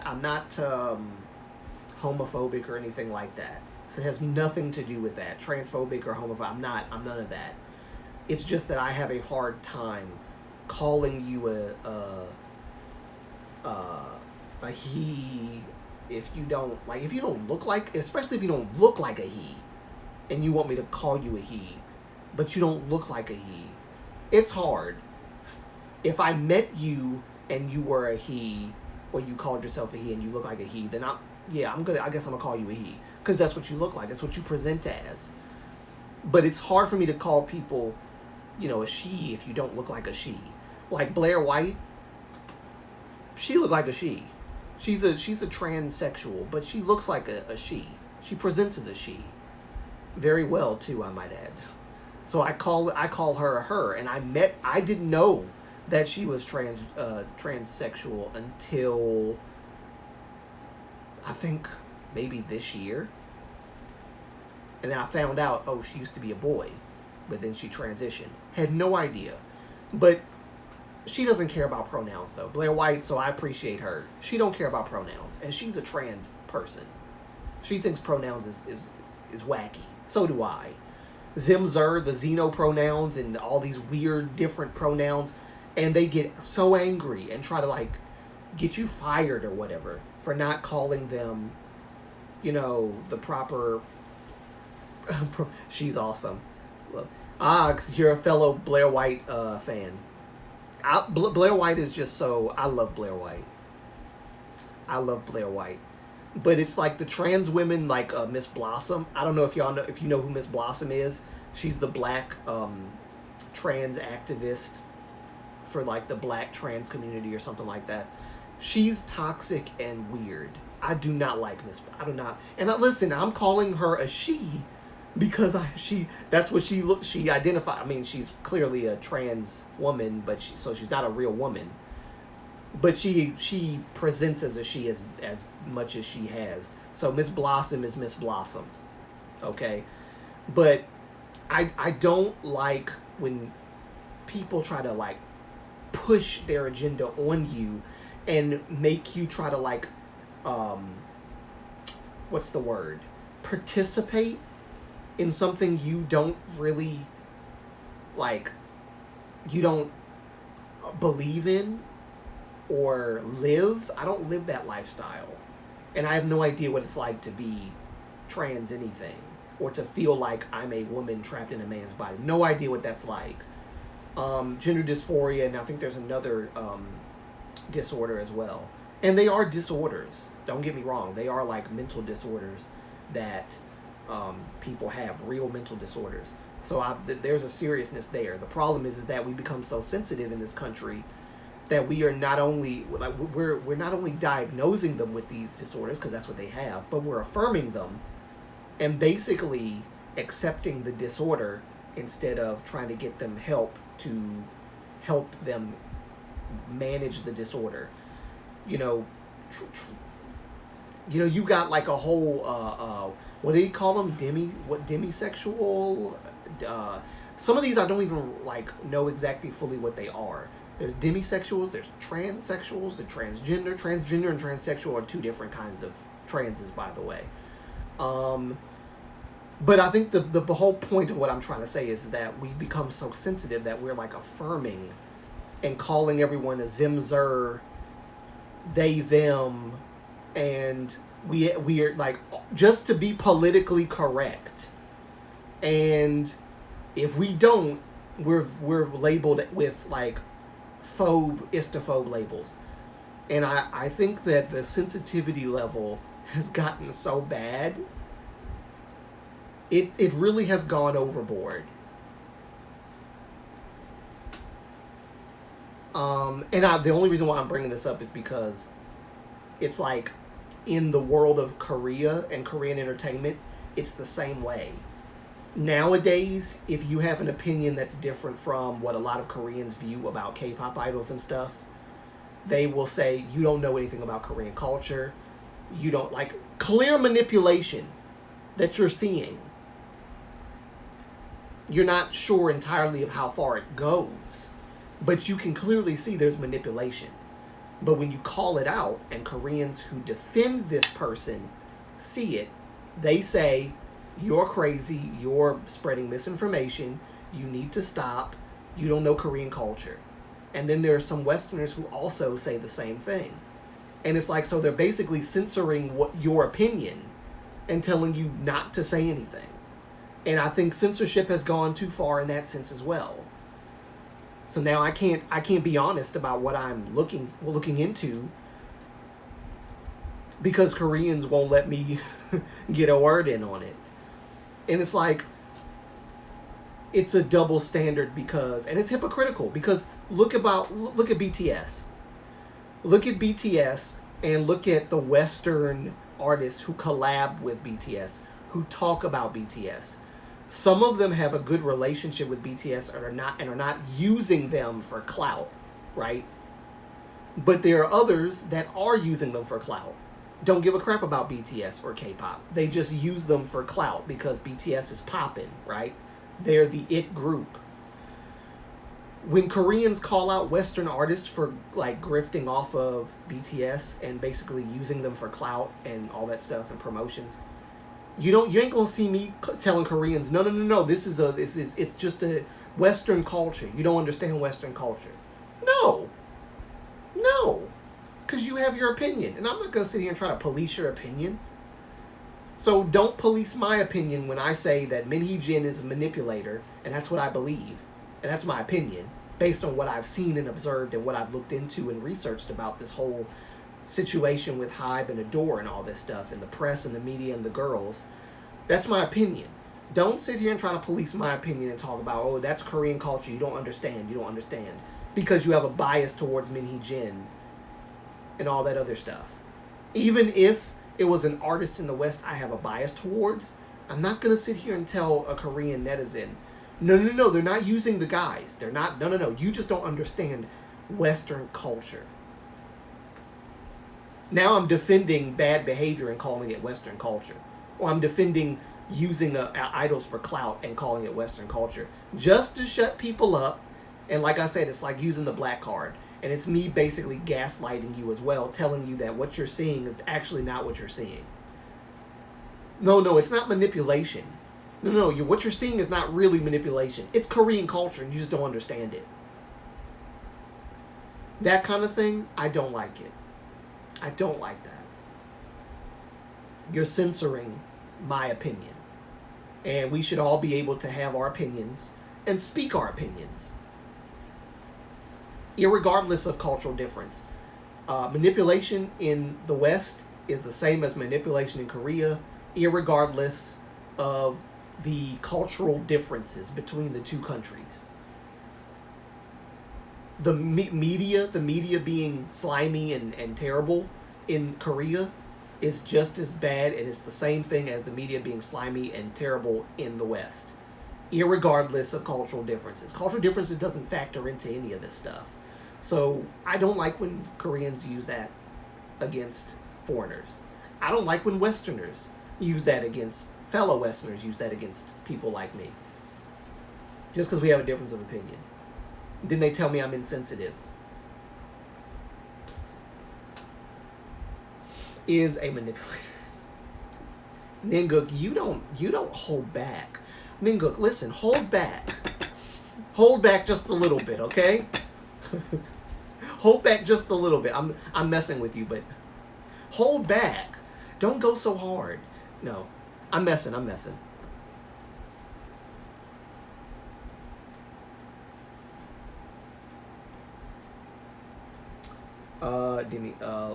Wait, hold on. Let me see if I can catch up with the comments, because I've been on a rampage talking. She is actually a saint. She is love Blair White. She's awesome because she is actually sane, unlike the whole other alphabet. Yes. Blair White, Buck Angel. I've watched some of his stuff as well, because I want to understand the culture we're living in today. And as I guess I'm a millennial, I do want to understand where we are in our country with certain belief systems and certain ideologies and certain lifestyles. So I watch people like Buck Angel. I watch people like Blair White. Who else? I feel like there's other people I watch too. I just can't think of their names right now. But yeah, I think we've become too sensitive in that sense. But yes, they are the same ones. Blair White, very sane. And based. She's so based. I love her takes. She is a good jokester too. I love Blair White's jokes. Love them. I don't know all that much about their community except for if they were really vocal about things like the whole trans in sports, etc. type issues that I've been, which I also believe trans women do not belong in women's sports because trans women are not women. Oh, can't say that because, you know, I'll be labeled what J.K. Rowling's been labeled. But J.K. Rowling's right. They're not. Biologically, they're still men. And there are transsexuals who understand that. They are not men or women. They are trans men and women. They are biologically still able to beat women in sports. Therefore, they shouldn't be competing in women's sports. You know, or be forced by the agency or whatever that's over the sports stuff to have the teams changing in the same locker rooms as trans, you know, as you know, because like some of them trans people didn't get that bottom surgery, and then they whipping their male genitalia out in front of like women in women's locker rooms and stuff, and that's, y'all know, it's just not, it's not an environment that a lot of women want to be in, and it's not a position that women want to be in most of the time.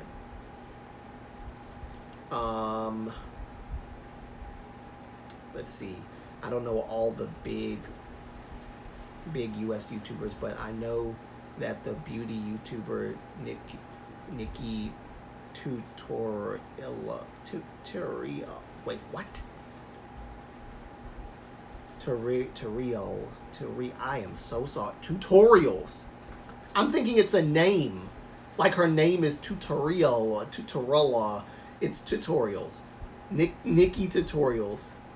Transgender 2. Okay, cool. Okay, got you. Woo! I'm having a field day today with these words. My God. Y'all forgive me for sucking at reading today. Seems like that's my excuse every day, though. Every time I get on live stream, I suck at reading for some odd reason. Sweetie, feel free to add my Instagram. Gotcha. I think there's definitely people on both sides that were wrong with that argument, as long as they are respectful and open-minded and willing to learn and be corrected about what they are saying. What argument was that? I have to retrace my steps on that one. Minhee is a manipulator who abused the mental fragility, I think that's how you say that, of teenagers, victims, girls. Yeah, see, I agree, but it's just my opinion. I don't know if she actually was involved intrinsically, but I believe she was based on what we have. And that's the only reason why I am saying that I believe she did that to those girls, because they are spewing Minhee jargon in the live stream. It's all about Minhee. It's all about her. It's not about the girls at all. It's all about Minhee.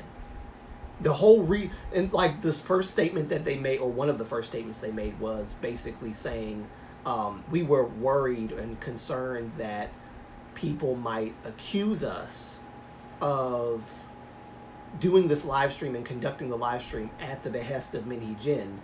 And I was like,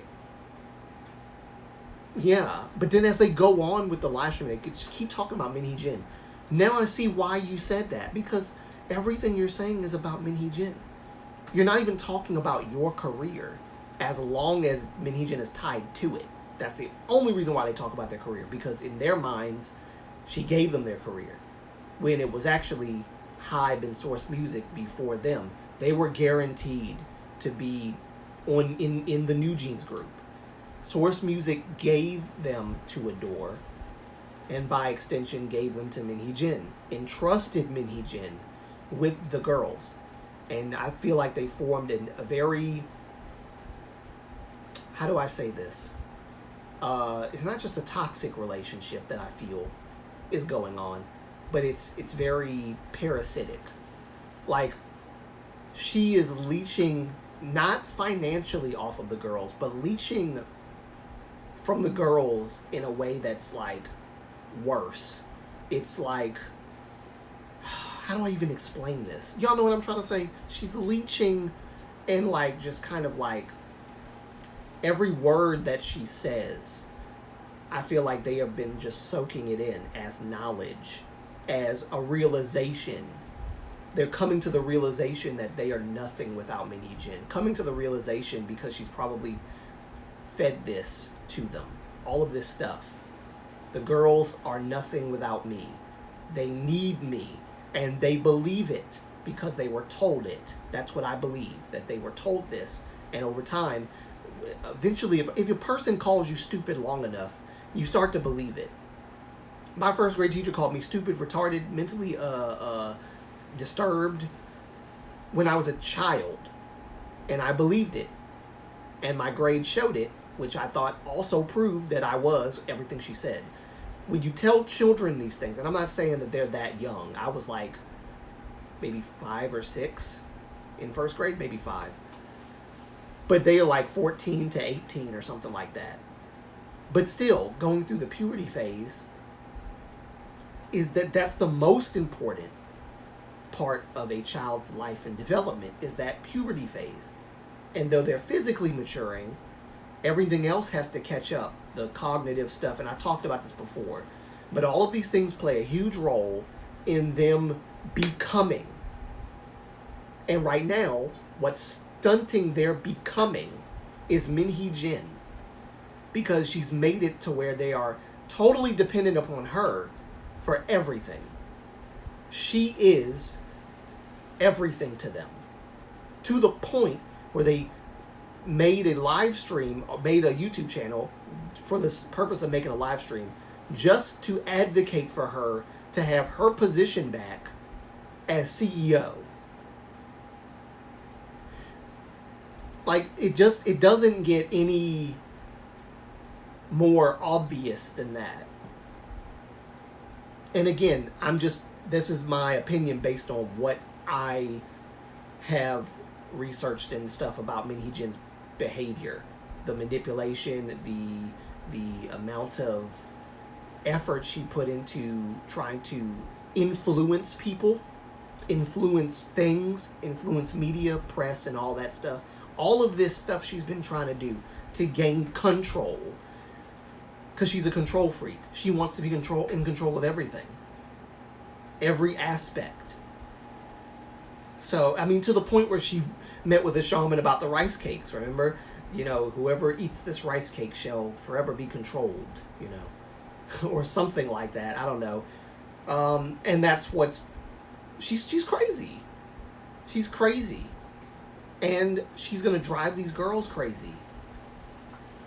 They're probably still connected, like, on a phone or something. They probably have phone calls and things like that. I wouldn't put it past the girls to still have her number, her contact information, and whatever phone they're using to contact her on, as well as Min Hee-jin still being in contact with them. That's what I really feel is going on. And it's just not good.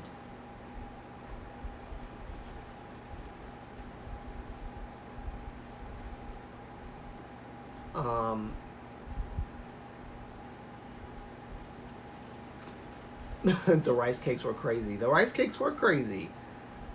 That whole thing about the rice cakes was... I didn't even realize how much the shaman was involved in all of this until the whole rice cake thing happened. And, like, the fact that she met with the shaman to, like...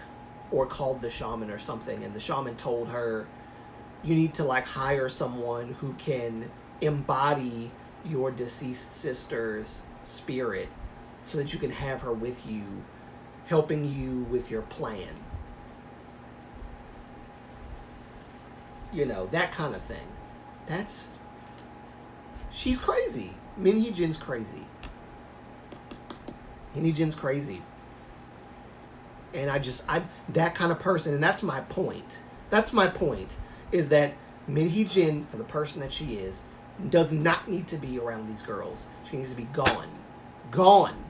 Like, she needs to be totally gone out of the company completely. Cut off the contacts, cut off communication with her and the girls. They have this attachment that is just so... I just don't sense anything good from this. I just don't sense anything good. The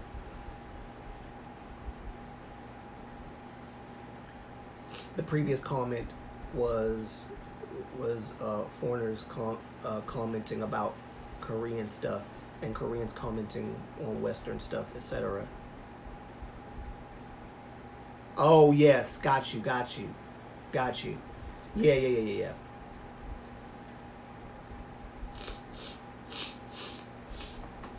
Like, and Koreans talk about Western artists all the time, and I don't know if Koreans are as invested in what happens in the West like we are in Korea. It may not be the case, but I feel connected to Korea through K-pop and things like that. But I look deeper into stuff because it's not just K-pop that I'm interested in. It's the artists, who they are, what goes on in an artist's life, what they have to deal with, fans, sasangs, and all this other stuff that they have to deal with. Your idol life becomes your real life when you become an idol. And so it can overwhelm an artist to have all of this stuff hitting you all at once and you don't get a break. And then when you do get a break and you try to sleep, it's only like 2 hours of sleep, because then you got to get up way early and then get ready for a whole nother day of bombardment. And so an idol's life is not one to be pitied or well, not pitied. How do I say this? Not one to be looked at in a I wish I had that kind of life, kind of like jealousy is what I'm trying to say. It's not something to be envious of. There we go. There's the right wording. It's not something to be envious of. It's not something to covet. Because they go through hell to try to, like, put on a face for everybody and look happy when they're actually dealing with a lot of stuff. So that's my point with that. But like I said, I think that I and people like me are more interested in Korean news and Korean things like that. It's like stuff that's happening in Korea because of our love for K-pop and the artists and all this other stuff. And even like actors and actresses in Korea, things like that. When the devastation or something happens in Korea, it affects us too, because we feel... I mean, I can speak for myself, but I feel personally connected to Korea in that way. And I want to be a voice to, help and aid Korea in their feelings and in their views and kind of like understand where they're coming from. But I don't like when, Koreans will tell me, stay out of this, don't get involved, this is none of your business, stop spreading misinformation. When I'm not really spreading misinformation, I'm just giving my opinion. And stuff like that. And it's just like, really? I'm not allowed to have a seat at the table when it's this. But when it's K-pop, and you're just talking about the good stuff and the positive stuff, because that's all they want you to talk about. Just talk about K-pop. Just stick to your K-pop stuff. Don't try to interfere in any of that, which I'm not interfering. I'm just giving my take on what I feel about certain things. But they are like, no, stay over here. Don't change your lanes now. Stay right here. Don't go over here. Stay here. And I'm just like, life's not all about, the good stuff and all that stuff. Sometimes we got to get into the serious stuff. I don't like being policed that way. No one has a right to police anyone. regardless of whether or not I'm from that country. So I think everyone has a right to their opinion on whatever is going on. Dude, the rice cake. When I say that New Jeans are victims, there are those who try to understand what I say because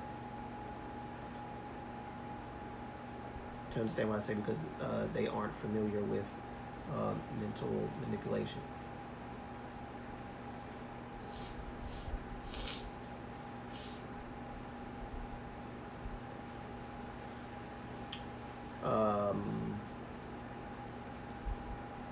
But there are those who don't try to understand. So for them, I said Minhee because I defend New Jeans who side with Minhee. Yeah, there's people that are on Minhee who's on New Jeans' side as far as like taking on the big company, but the bigger issue is not that. The bigger issue is what's going on behind the scenes with Minhee and New Jeans that we don't know about. And that's the part that I'm worried about. And Ninga, yes, you brought up a very good point. Like the ones that do listen to you, they're trying to understand what you're saying about mental manipulation. But the ones that don't understand, they're, you know, a little more critical. Well, I'll just put it that way. Nothing wrong with being critical, but it's like when you try to shame people, that's when it gets a little bit crazy. Yes, and that's what helps make you a more well-rounded commenter, and whose opinions have more credence, rather than some of those K-pop fans that just focus on one aspect of the industry and then just create their own made-up fantasy world of how things are in their head, which is not reality, and then using those wrong ideas to try to tell Koreans how they themselves think or what we do, etc. Exactly.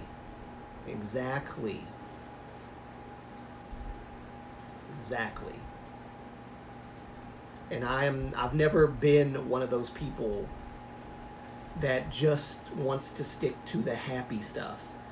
We've got, and listen, getting back, because I know some of you guys weren't here when I was talking a little bit about it, but excuse me, Teju made a very interesting and very good video talking about this recently, about like the toxicity in the K-tubing community and the negativity in the K-tubing community, and the good stuff in K-tubing community, and how the direction of K-tube should go in a more positive direction. And I agree, but there is that middle part of K-tube that's in between positive and what's going on underneath. And that's kind of where I am. I want to be a channel that's just positive. I wanted to be when I started. That's all I wanted.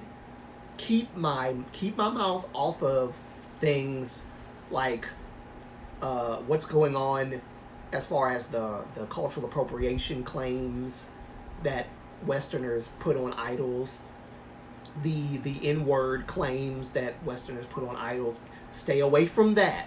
Stay away from them using certain imagery and things like that. Stay away from all of the, trigger things, the trigger topics, and just talk about stage presence, K-pop, my favorite K-pop songs of 2021 or 23 or whatever. Talk about music videos, talk about all the fun stuff, right?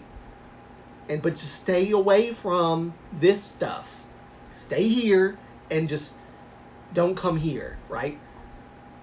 But I have things to say that aren't being said by anyone, and I want to say them. That What Is Woke video was a passion project and a labor of love and something that I really felt was an important thing to talk about for our generation right now. And that's why I did it. And before that, I was talking about a lot of these things.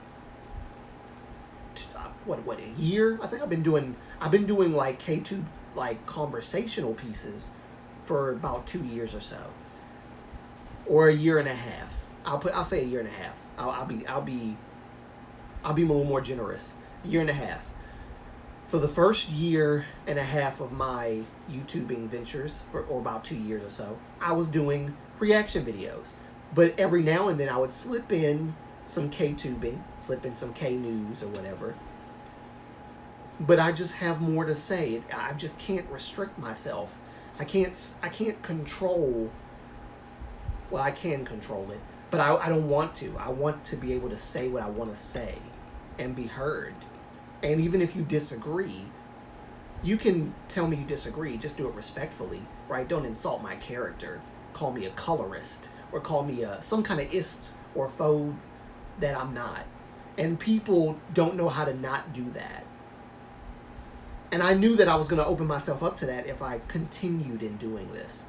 But I said, you know what? To hell with it. I'm still going to do it. Because I have stuff to say. I have stuff to say. I have stuff to talk about. I'm not going to let people tell me that I can't talk about it just so they can feel better. So my YouTube channel became a little more serious. And it attracted more people to enter into the conversations because that's what I wanted. I want us to not run away from conversations, but come to conversations, tough conversations, and let's actually talk about these things. Is it colorist? Is every joke or is every comment about a person's skin color colorist? That's an interesting conversation to have. You know, is every instance where you see a K-pop idol wearing a black-owned hairstyle, quote-unquote, is that always falling under the category of racist or cultural appropriation? That's an interesting topic to have. So I started talking about it. And people might call it a darker side of K-pop or a darker side of K-tubing or whatever you want to call it. But it's just, that's who I am. I tried to be a happy-go-lucky YouTuber to, like, not look at any of this stuff. But the more I look at it, the more I see it. Like, I can't just... But the thing is, I've always been this person.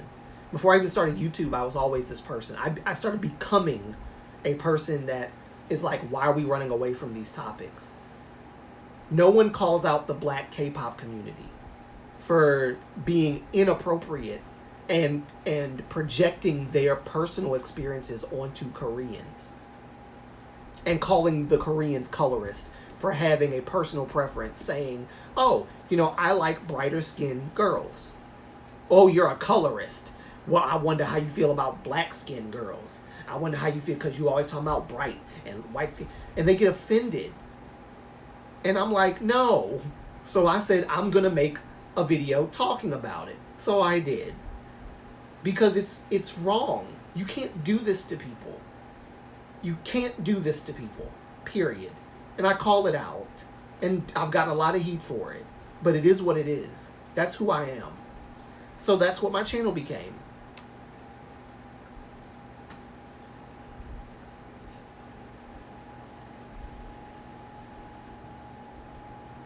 Having reasonable and sensible, open-minded discourse should not be considered toxic. No, and it shouldn't be. You're absolutely right. Absolutely right, Hoshi. It should not be. It should not be considered toxic or dark or the dark side of the K-tubing world. And that's not what I'm not saying that Teju was saying that. I'm just saying that some people might look at my content and be like, you're going off the deep end. You need to reel yourself back. And because I wanted to. When I found Cho Jimmy's channel and I saw how positive and how like he's just such a positive person in K-pop, in K-tube, really. And I was like, dude, I wish. I wish I could be. Even when he's talking about controversial topics, he doesn't really throw his opinion much into them. He talks about two sides, and he basically says, I understand this side and that side, and I'm going to call both sides out on what you're doing wrong, and I have my opinion, and things like that. And I appreciate that, but I'm just not that way. I'm just not built that way. And I've always envied Cho Jimmy for being that kind of person.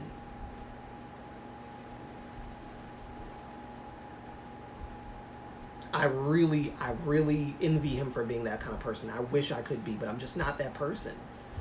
I'm more, I guess you could say, confrontational.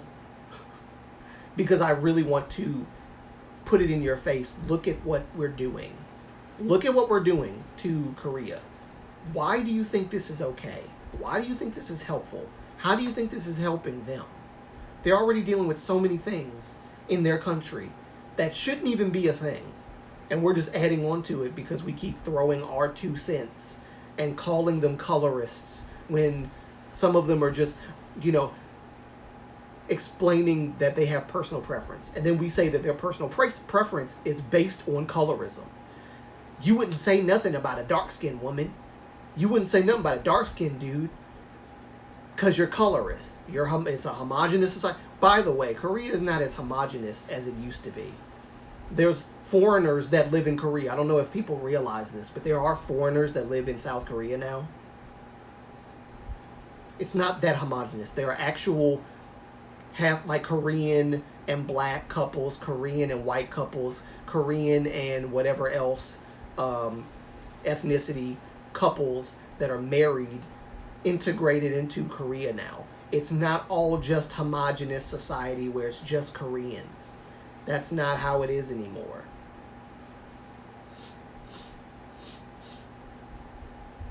So it's just like everything, when black K-pop stans look at this stuff and they're like, oh, everything's an attack, and as a, Korean yourself, Hoshi, I'm sure you will understand what I mean. Whatever your personal preference is, no one should demonize you or vilify you and call you a racist or what do they call colorist or whatever, because you for example might be more interested in lighter skinned guys than darker skinned guys, or lighter skinned or whatever. So it's like everyone has an opinion, or everyone has a personal preference, and and like my personal preference is I like lighter skinned girls, and guess what? They'll probably call me a colorist too. Or maybe in the West it's different. Maybe it's Western culture. Maybe in the West it's like, oh, well, that's your personal preference.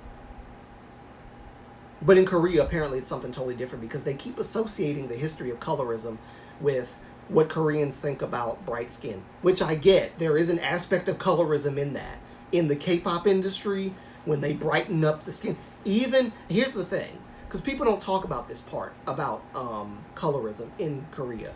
And I'm going to get to y'all's comments in just a minute. But here's an aspect they don't talk about. We like to talk about the darker skin being discriminated against when it comes to Korea. We don't talk about how they even do this to lighter skinned people. If y'all notice in those pictures, the people that are like brighter skinned, they make their skin pigment look even more pale by editing their skin and all that stuff. They make their skin look even more pale than it already is.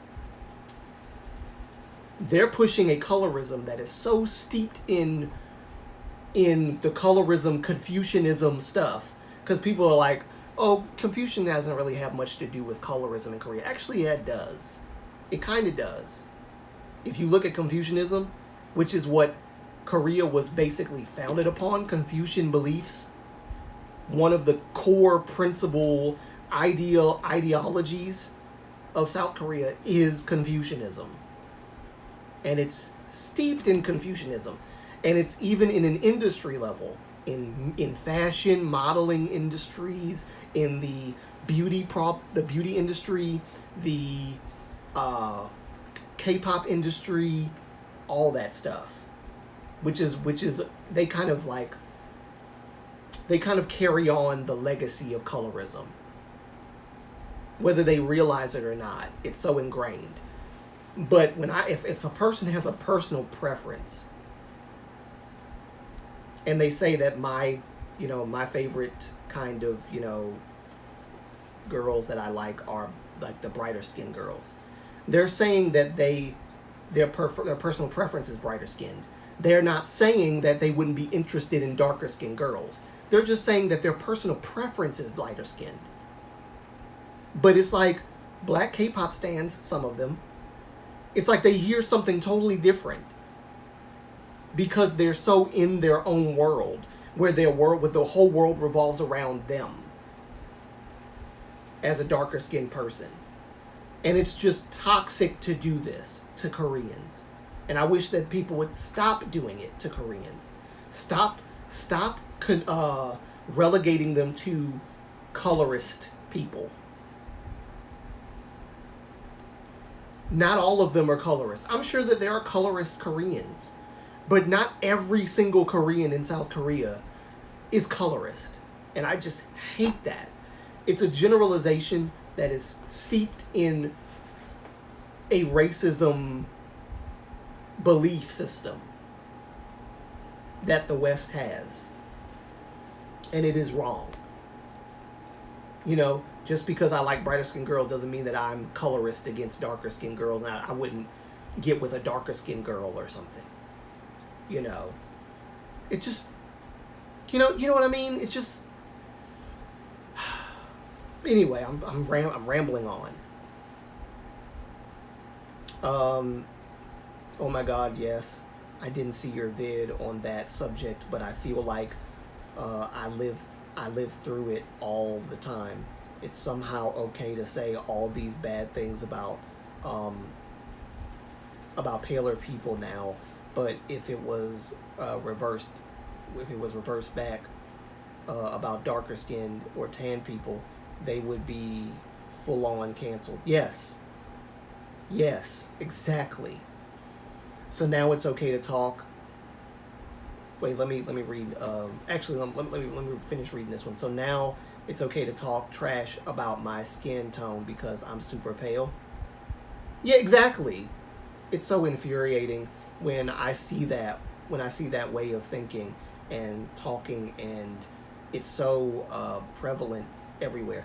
It's almost like your skin color is an indicator of your colorism. It's weird. It's like, oh, if you're pale skinned or whatever, you're automatically colorist. I believe it's an inner self-hatred.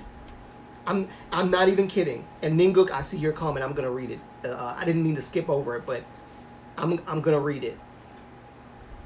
I think that black K-pop stans, because this is, first of all, let's get one thing out of the way.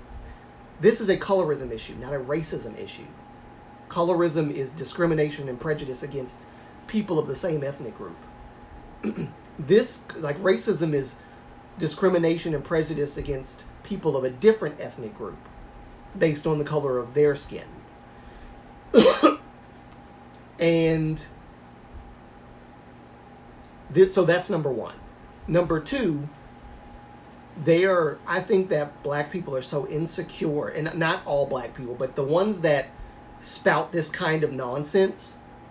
Well, I wonder how they think about black skinned people. I wonder, they talking about, oh, she's so pale and I love pale skinned people. Oh, I love the bright. Oh, she's so bright. They're getting mad off of descriptions. The descriptions. Oh, why are you so obsessed with bright skin? All these different names. Bright, light, pale. So obsessed with skin color. Oh my God. So colorist. They're so obsessed. They're the ones obsessed. And it's a sense of self-insecurity. And it comes out. in full force when they comment like this. They're so insecure about their dark skin that they would can't think of the word right now. I can't think of the word right now, but y'all, you know what I mean.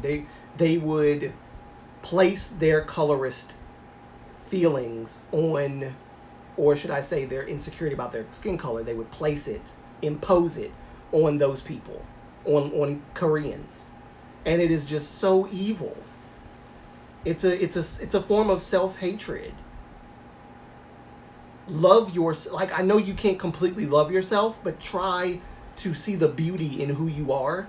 Because if you are beautiful and you know it, you won't need to make comments like this. It screams insecurity. You don't see Koreans coming to black people and saying, why are you talking so much about dark skin? I wonder how they feel about brighter skinned people or Asians or whatever. You don't see Koreans doing this. Why do black K-pop stans do this to Koreans? I hate that. I hate it. And like you said, in reverse, it would be a totally different story. Let the bright-skinned Koreans talk about the dark-skinned. It would be a totally different story. But dark-skinned people are like, oh, you know. And you know what's funny? The colorist video that I did, it was an African woman, I think, who told me this. She said, and mind you, I'm talking about United States. I'm not talking about Africa, but whatever. I didn't really specify in the first video, so I understand why she got mad. But at the same time, it was a poor conversation. But basically she was telling me that maybe you haven't been through real racism or discrimination because you're not as dark-skinned as maybe I am or other black people.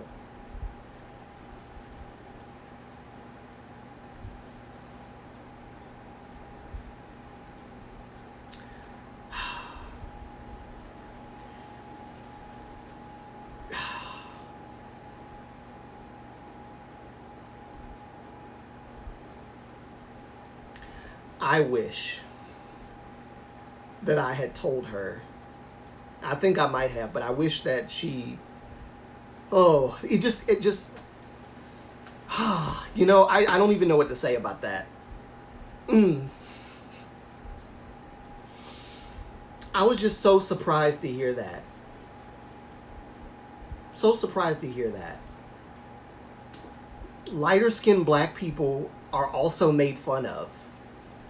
And called, you know, by some people, they call us porch N-words. Because the slave owners would take the black slave women and, you know, procreate with them, and they would have mixed kids.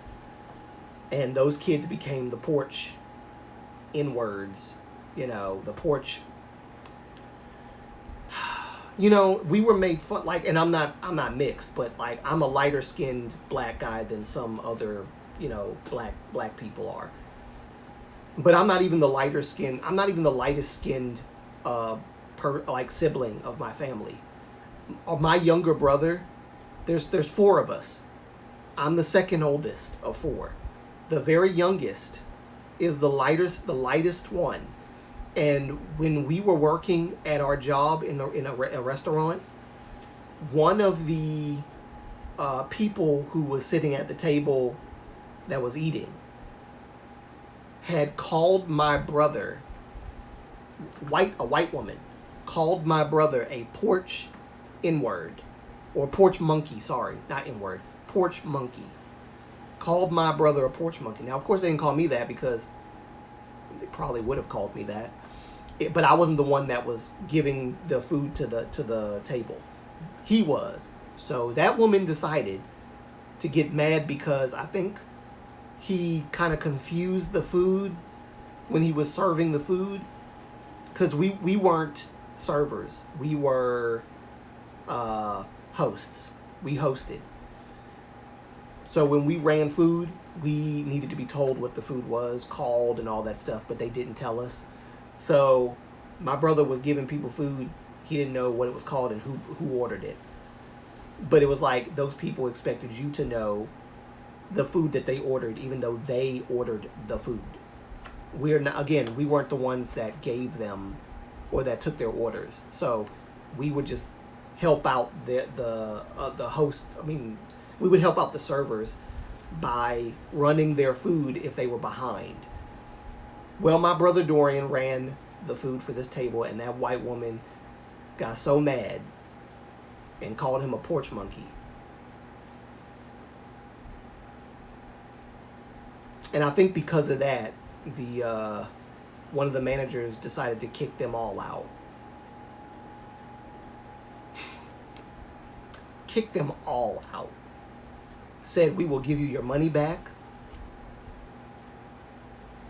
Get out of here. So yeah. I've experienced racism of my own as well. I've been called stuff too. Right? But nothing that bad. Oh, are you black and French?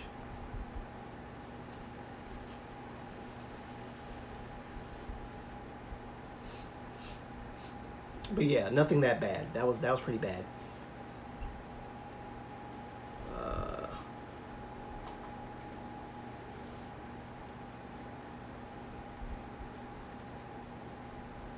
For me, black men are not really my type.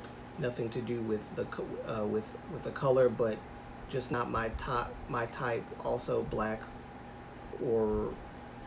black origin, origin from Africa, originates from Africa, that live in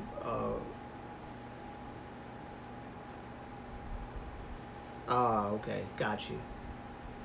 Yeah. But I won't say I will never marry a black. Just that, just the chance that. Yeah, I got you. And that's a personal preference, and you have your reasons for your personal preference, and that is fine. And no one should vilify you for that. Yeah, lucky I'm old enough now to not give an F about what others think about my taste and preference in what I find attractive in men, or in myself, for that matter. But it's very annoying and frustrating hearing others try to talk about what I think or feel or like. Dude, they don't know me. Exactly. Like they're giving how do I say that? They're speaking an intention or reading an intention into your words. And basically telling you that the reason as to why you are saying what you're saying. And it's not even the reason why you're saying what you're saying. You're not saying it because you're colorist. Right? Like it just... It's really evil to do stuff like that. I don't like that. And black K-pop stans have to stop doing that. Because we cause so many problems. I don't think y'all realize how much black K-pop stans have caused problems with hairstyles. Ooh, it's cultural appropriation. Ooh, he's wearing a do-rag, cultural appropriation. Ooh, just like so frustrating. Ooh, they mouth the N-word. The N-word's a bad word anyway. No one should be saying it, including black people. But what makes it bad apparently is not the word, it's the color of the person saying it. That's racist, by the way. That's black people being racist. It's called reverse racism. And I disagree with the black privilege, because people are like, there's no such thing as black privilege. Yes, there is. black people in the USA are more privileged than they've ever been in their entire history of black people in this country. This time, 2024, and the early 20s, and even the 90s, blacks have become more and more privileged every freaking day. So privileged that the N-word is a word that only black people can say, and any other race that says it, or any other ethnicity that says it, rather, is deemed a racist. Because they're white, or because they're Asian, or because they're something other than black. And that's wrong. The N-word's a bad word. Stop using it. Period. We can end all of this, cultural appropriation here and cultural appropriation there. They mouth the N-word here. Stop using the N-word. Then Koreans can take us seriously when we say it's a bad word. Because guess what? We stop using it. But apparently it ain't that bad. Apparently the N-word ain't that bad. Because we use it in songs and all this other stuff. And Koreans are trying to tiptoe, walk on eggshells, trying to not say the N-word, but the N-word is in every other word in that rap song that they like so much. So it's hard to disassociate the N-word from every other lyric in the rap song because it's so ingrained within the rap song. They say it so fast. It's literally mouthed the same as every other word in the rap song or every other word in the R&B song or whatever. It's hard to resist not saying the N-word. So I understand why some Koreans would slip up and say it. Because it's hard to not say it. It's so intrinsically a part of the song. And then we're so quick to say, cultural appropriation, they're racist. They probably say the N-word, off camera all the time when they're singing the song. We put the N-word in there. Stop saying it, and maybe they'll take us seriously and they won't use it anymore. It's just a thought. It's just a thought. But when I say that, apparently I'm advocating, why are you defending Koreans? Why are you defending? Because no one else in the black K-pop community will do it. People keep saying it's wrong for Koreans to say the N-word. It's wrong for black people to say the N-word too. I'm sick of the double standards. I'm just sick of it. I'm sick of the double standards. Stop using the N-word, and then everybody else will stop using the N-word. Continue to use the N-word, and other people will continue to use the N-word. That's kind of how it goes. And you can't get mad. You really can't get mad, because y'all put it out there. And then they say, well, there he goes, defending Koreans again. Yes, because Koreans don't have no defense. Koreans never have defense. It's always the black K-pop stans and then the white knight K-pop stans attacking Koreans. That's why there's apology letters coming out from, K-pop idols. I'm sorry. They're not sorry. They're only sorry because you're telling them that it's racist and cultural appropriation. And it's not. It's just, it's a bad word that has bad connotation to it. Yes, there's history of racism and slavery in it. It still means the same thing. So since it means everything that black people say it still means, and they tried to change the R into an A to kind of fix it, we reclaimed it. We reclaimed the word. No, you didn't. You repurposed it. You didn't reclaim it. White people called us that. And it derives from the Spanish word El Negro, and they called us the other word. They took the R out and just kept the G, and then we reclaimed it or took it back or whatever. We didn't take it back. We took. It's so true. Where's our defense? You don't have one, except for me. I'm probably the only person that said this. I'm probably the only person that believes this. I'm literally the only person, I think, that's ever said anything about this, that it needs to stop. And I know that there are a lot of Koreans in that love rap, love hip hop, and they listen to Western artists and they use the N-word every other word, and they try their best to not think about it. But it's hard to not think about it. It's in there. So I think if black people would stop saying it, because it starts and stops with us. It's not the fault of South Korea. It starts and stops with us. Soon as we stop it, everyone else will. But until then, and I made a video about this too, how I think it's called K-pop idols don't take black K-pop fans seriously when they say don't use the N-word. Something like that. And it's probably the best thumbnail I've ever made. It was the perfect thumbnail.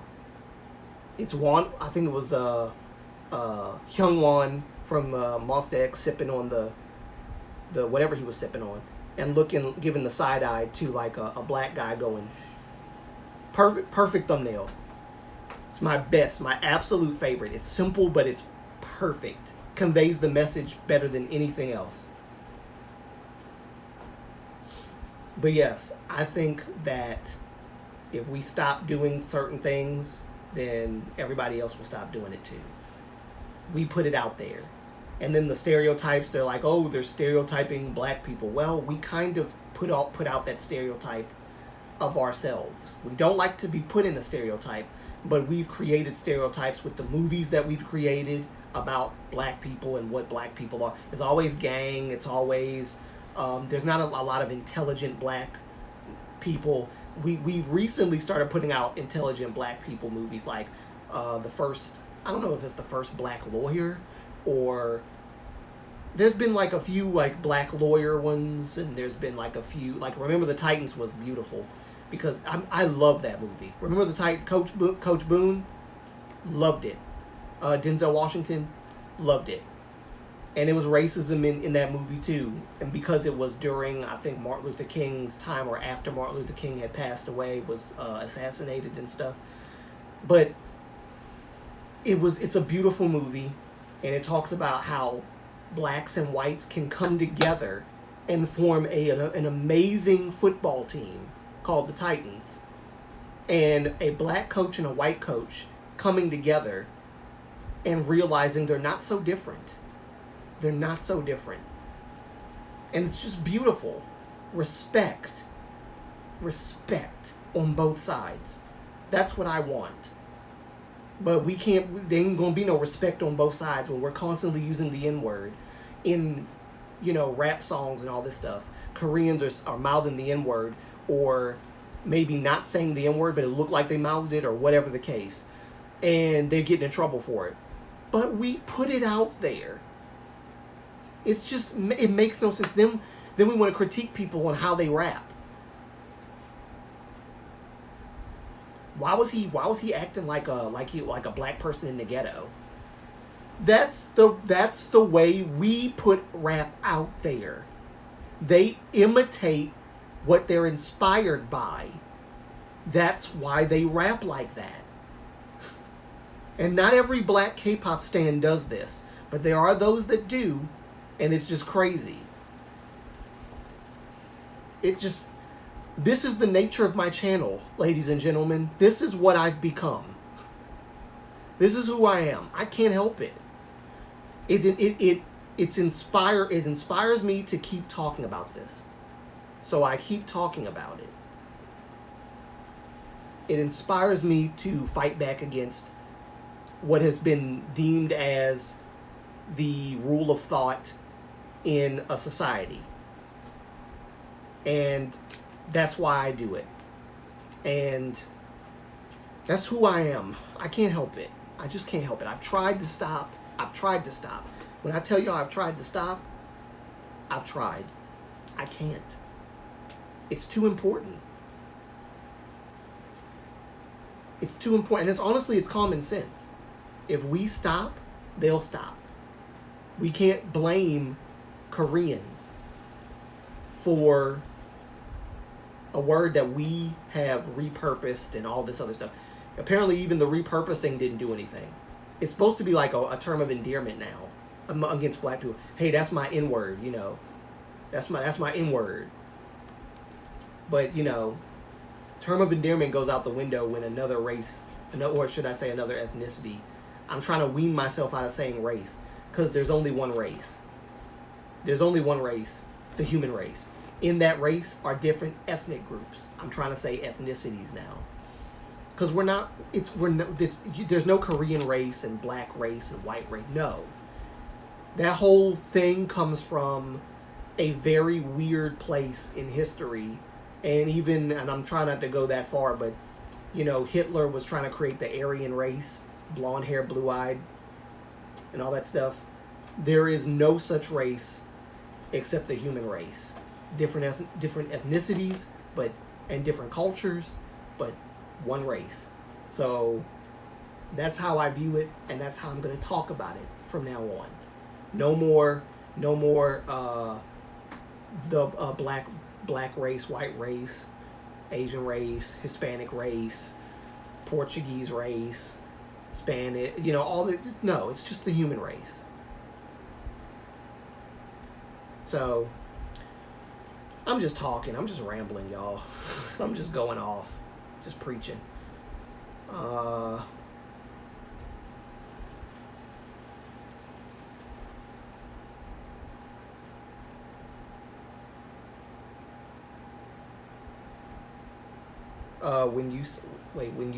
When you say that you rather that you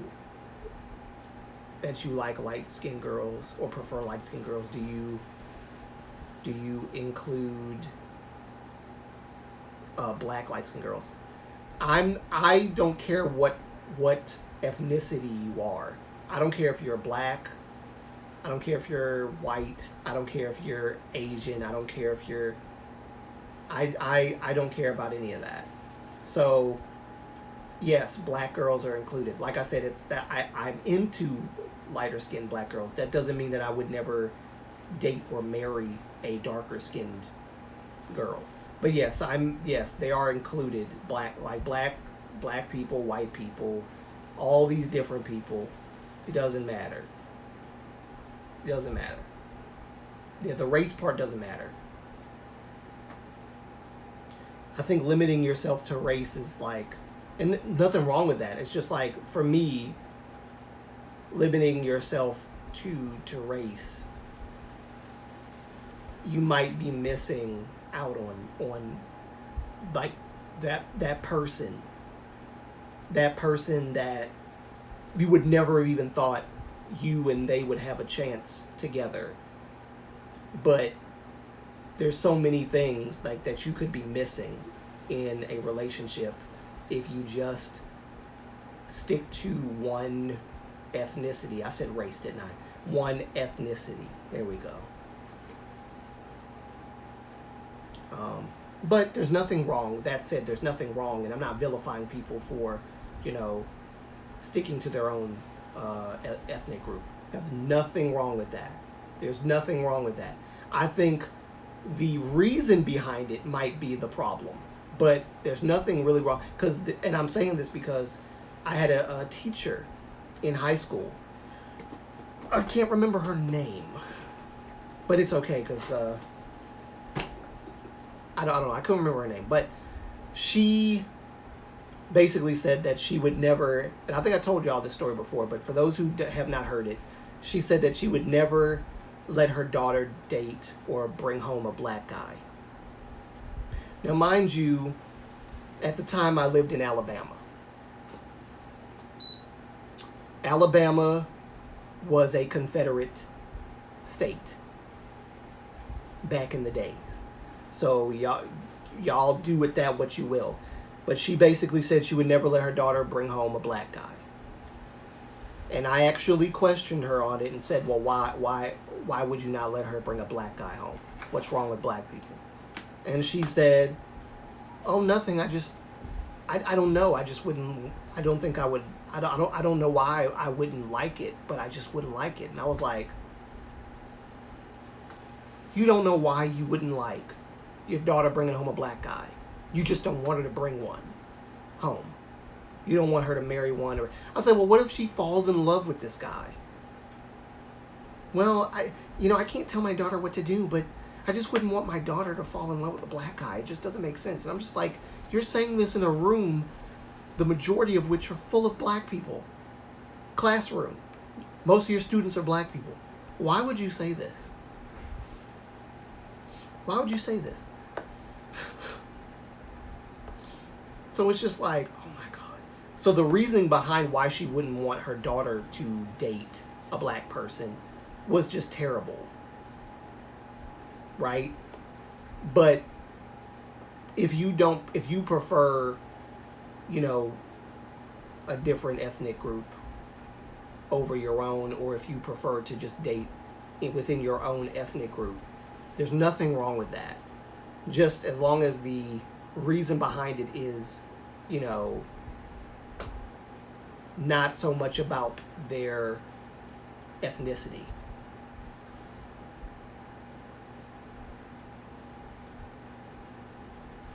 Because then it can get into some bad territory.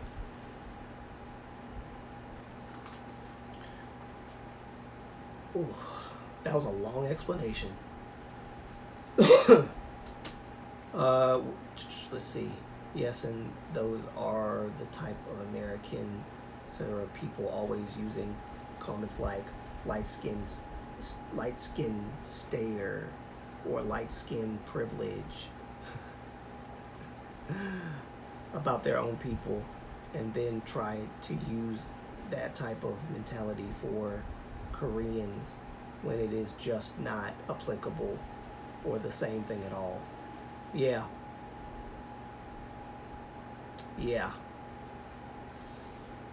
They try to apply Western ideologies to Korean stuff, and it's not the same thing. Again, it's not the same thing. So, let me see. Even much lighter population faces racism. I'm from. Actually, I want to say this about that. Those that don't believe that lighter skinned people can be discriminated against, and you know, those who believe that you can't be racist towards lighter skinned people or white people or whatever the case, that is totally untrue. Totally untrue. You can be racist against white people. There is a such thing as reverse racism. It's not even just reverse racism. It's just plain racism. Like, racism can only be towards black people because black people don't have the privilege and the power of white people. That is not true. Not in the United States. You know how many, like I've said this before, but for those of you who aren't here, I'll say it again. I live in Baltimore, Maryland, run by black people. Nothing but black. I have a black mayor. We have a black governor now. The mayor, Brandon Scott. We got a black mayor. No, sorry. Mayor Brandon Scott, black mayor. The governor is Wes Moore. He's a black governor. Most of the policies that are in Baltimore are made by black politicians. This state is run, or at least this part of the state is run by black people. So black people have power. I don't agree with all the policies because they're very liberal. Baltimore is one of the most liberal, left-leaning cities in the United States. No, sorry. Yes, Baltimore. Maryland, I don't know if all of Maryland is liberal or not, but I know Baltimore, the city where I live, has been liberal since the beginning.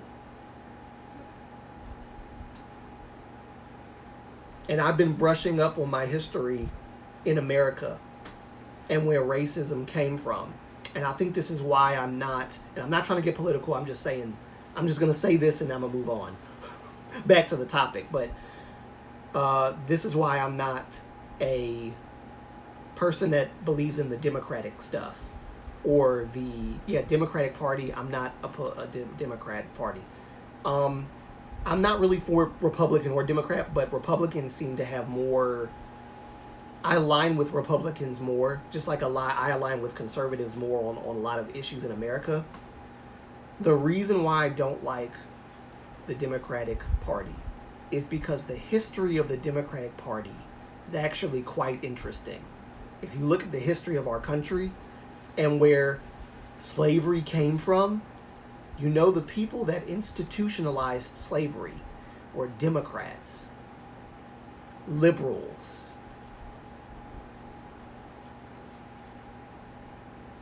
Guess who gave women their right to vote? Republicans. That's just a little bit of something to give you. I don't like the Democratic Party. I don't like Democrats. I mean, I like Democrats, but I don't like their belief system. I don't like the Democratic belief, the Democratic viewpoint. But there's some of it that I understand, and I sort of agree with some of it, but not all of it. Especially, well, I'm not going to get into all that. I'm going to leave that alone. I'm not going to leave that. I'm going to leave it alone. Moving on. Let me see if I can find the comments. I'm moving on. That's all I want to say about that. Koreans when I think I said that. I've read that one already. Even much lighter. Oh yeah, I didn't read your full thing. Even much lighter population face racism. I'm from North Africa. Oh. I'm not white, but light tanned, but still face racism. Well, in my case, mostly because I'm a Muslim.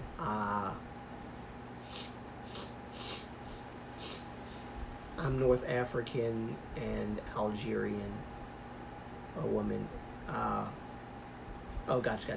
Talking to Hoshi.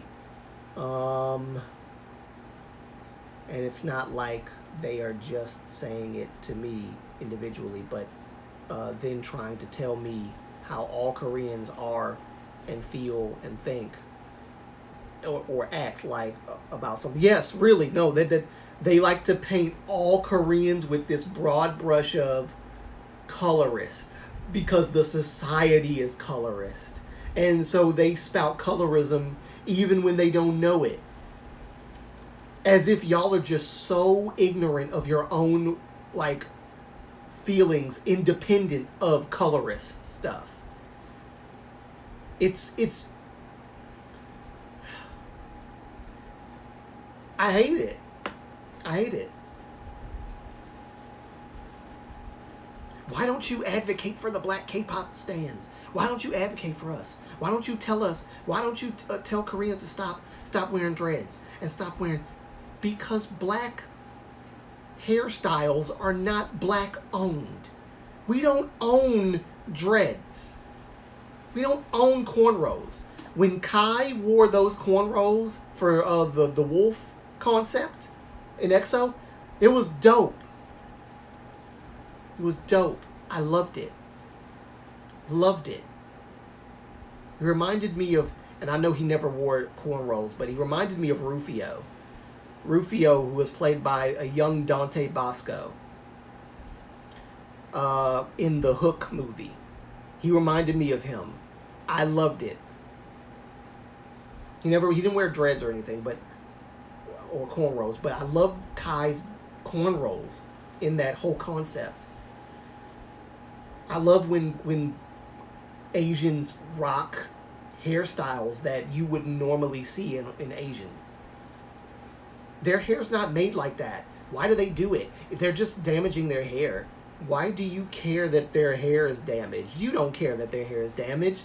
They're trying to act like they're concerned about the damaged hair and the damaged scalp of these Asian people. Well, all they're really doing is they're saying this stuff because they don't want them to wear our hairstyles. It's ours. And I've said this before, but cultures are not owned. They're shared. So, miss me with that whole it's ours crap.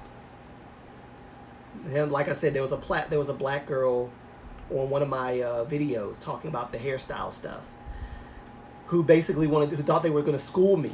They was like, you're uneducated about black history, about the history of the cornrows, about the history. And then they basically said that you shouldn't talk about cornrows in the same way that you talk about dreads from the islands, because cornrows has a weighty history to it that the islands dreads and stuff don't have. And so you have to put respect on the cornrows and like honor that stuff. Don't just sit there and talk about it so loosely. Like, black slaves were wearing cornrows and all this other stuff, and all this stuff, and so you're disrespecting cornrows and all this other crap. And they thought they were trying to give me a history lesson on cornrows. So I decided to give them a history lesson on cornrows. Complete history lesson. So I said, well, since you think that it's okay to glorify cornrows and place it on a throne in the back of your mind and worship it because it's so integral to our culture, let me educate you on what cornrows was actually intended for. So I decided to tell them, in the transatlantic slave trade, Africans put cornrows in their hair to hide seeds and little things that they could eat. They would hide it in the cornrows because when they're on the ship, they would starve to death. So in order to not starve to death, they would weave their hair in cornrows and stick seeds and nuts and things like that, berries or whatever they can place in their cornrows. They would stick it in their cornrows so they wouldn't go hungry. Another use for cornrows was when they were slaves, and they were slaves trying to like find the escape routes to freedom, what routes to take. Blacks would weave their cornrows in a way where if you look at their cornrows, it'll tell you what paths to take to freedom. And I proceeded to ask this person, do you wear cornrows for the same purposes that I just mentioned? It's a rhetorical question, but the answer is all obviously no. So don't sit here and tell me that Asians can't wear cornrows because they're Asian, but you wear cornrows for the exact same reason, possibly, that they're wearing it. For aesthetic purposes, fashion purposes, because it looks cool. I always wanted cornrows, but I never got them. Because my mom said I have a sensitive scalp. So I never got them. But I don't think that Asians are cultural appropriating black culture by wearing cornrows. Because we're not cultural appropriating our own culture, or should I say African culture, because it's actually not black American culture, it's African culture. African. Anyway, they insult our ancestors. No, they don't. Educate yourself. No, you educate yourself. Don't tell Asians to educate themselves on a history that you don't even know. Brush up on your black history too. You think just because you're black, you can just tell every Asian to educate themselves, and they won't even think twice about whether you know your history or not because you're black. But y'all don't even know your own freaking history. Learn your black history, then you can critique people. And again, I've been called, he's an Asian defender. He's defending the Koreans. You know, Japanese people also wear cornrows and dreads and all this stuff too. Box braids. You gonna tell them you need to brush up on your history? As if that's the first thing in their mind when they're putting the cornrows in. Oh yes, I know about black history, so I'm willingly just gonna insult their history by putting these cornrows. No, they're not thinking about that. They're thinking about, ooh, this hairstyle is a hairstyle I've been dying to put in my hair. I love this hairstyle. I've always wanted to rock it. I want it. I want the cornrows. Give me the cornrows. Nothing wrong with that. Nothing wrong with that. demonizing Koreans because they want to wear cornrows and dreads. Get out of here, bro. Get out of here. Learn your own history. You don't even wear it for the purposes it was made for. So why are you getting mad because Asians are also not wearing it for the purposes that it was made for? Well, I didn't know it was made for that. Well, guess what? Go educate yourself. Go educate yourself. Stop telling other Koreans to do it. You do it yourself. This is what I've become, y'all. I can't help it. This is what I'm most passionate about. And I can't run from it. It's just who I am. I can't run. I try. I've tried to make happy, and I'm still gonna make good, happy content. I'm gonna make more vocal analysis of like different artists that sing and stuff like that. I want to make more fun content. Yes, I want to have a balance, but my passion is the deep-seated issues that constantly separate Koreans from the West, that we actually shouldn't even have. Not every tribute to a person's culture is an attack on that person's culture. We're viewing tributes as attacks now. All of them are attacks. Some of them are probably doing it for a racist purpose. But not all of them are. And you can't just sit here and demonize an entire group of people because, you just can't do that. You know what I mean? Let me read these comments. And yes, I agree with you, Ninguk. Racism is not just towards black, like darker skinned people. It's towards lighter skinned people too. Absolutely right. There's no such thing as racism only towards darker skinned people. Absolutely not. Same thing brought up with sensitivity before. The privilege thing has somewhat been over corrected. Like, of course, everything needed fixing from before, but from decades ago. But now we're at a point where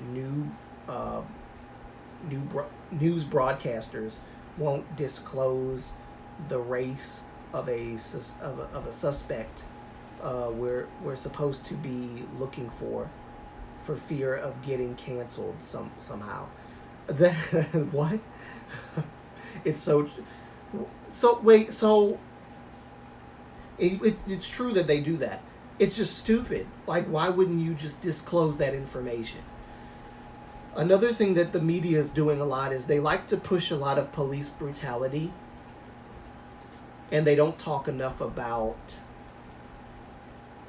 like how many black on black crimes are going on. There's actually more black on black crime in America than there are police brutality.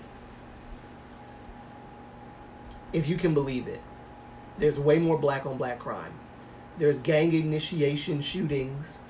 There's black people shooting up stores. Black people doing all kinds of stuff. Shooting each other. Gang fighting, infighting.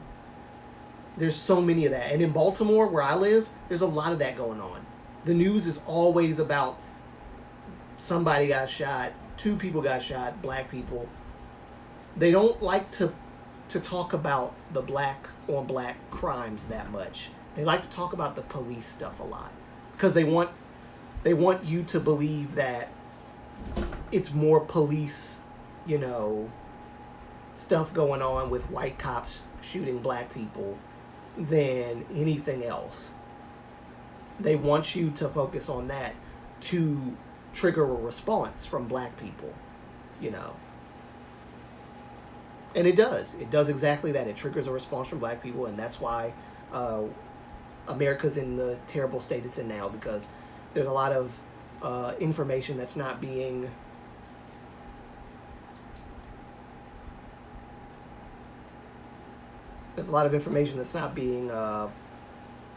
put out They're prioritizing black people being killed by police over top of black on black crime, and it's not. That's terrible.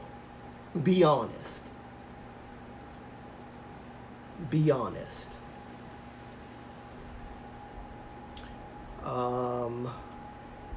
I skipped something, didn't I? Where did I skip it? I skipped something. I was born in Algeria, but okay, I see you. I see that. It's so true. Where's our defense? Yeah, no defense there. I think I might be your only defense. If I find another black K-pop stan who's saying what I'm saying, then that's great. I'll know I'm not alone. But right now, I think I'm your only defense. Yeah, I 100% agree. Just from a logical standpoint, the N-word, but me as a Korean don't really feel okay to speak up about that. However, what's so jacked up is Koreans getting flack for saying words. Well, here's my feeling. Because it affects you guys as Koreans, because it affects the Korean population, when black people say this stuff, and it has an effect on you guys, I do feel like that Koreans actually should have a seat at the table about the N-word, because y'all are the ones that are being accused of being racist for saying it. And so I do believe that you guys should have a seat at the table. I strongly believe that. There should not be this whole thing about, well, you're not black, so you can't speak about it and all this stuff. I think that there's me. There's me. Oh, hey. Lovely kisses. I didn't even see you because I'm so behind in comments. I'm coming. Welcome to the live, though. Welcome. Yeah, you should be able to speak on it in our own language. Oh, wait. You weren't even finished. So jacked up is Koreans getting flack for saying words in our own language that have nothing to do with that word. Yes, also black people mistaking nega and think words like that for the N-word. Yes, absolutely. I agree with you on that, Hoshi, definitely.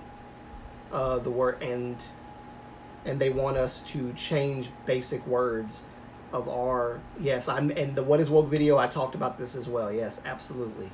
I talked about this as well. I'm glad I covered that.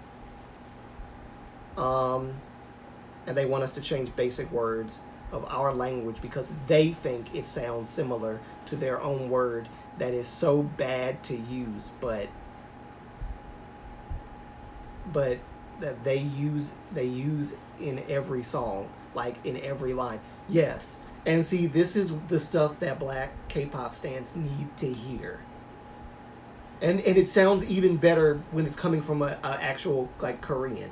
I know you're, like, Korean American or whatever, but you're still Korean. So it's like, that part of you that's, like, Korean is like, hey, this is what black K-pop stans are doing to Koreans. And to hear everything I've been saying, like, being affirmed by a actual Korean person, it really makes me feel like I'm on the right track, because I've been saying that Koreans feel like this, and I've been saying it without even talking to a Korean. This is the first time I get to talk to a Korean, and like a Korean is like, yes, this is how I feel. And I'm not saying that because you feel this way, all other Koreans feel this way, but I can gauge that I think that a lot of Koreans probably feel the same way that you feel. And it hurts Koreans. It hurts them. It hurts them. Slapping this label of ist on them because they are either saying nega or they're saying the N-word, without thinking. because they're trying their best to like walk on eggshells and tiptoe around the song, the N-word, when they're listening to like their favorite song, Nicki Minaj song or whatever. It's like, so you're giving them a task and saying, just, you know, we're not gonna make songs accommodating you. You just have to put up with what we put out. No accommodation. And it's a lack of respect for yourselves as black people and for the people who you're putting the music out to listen to it. You say your music is universal, yet you put the N-word in it. And when a person who's not black says the N-word and gets in trouble for it, you put them on blast and call them an ist. We're losing standards.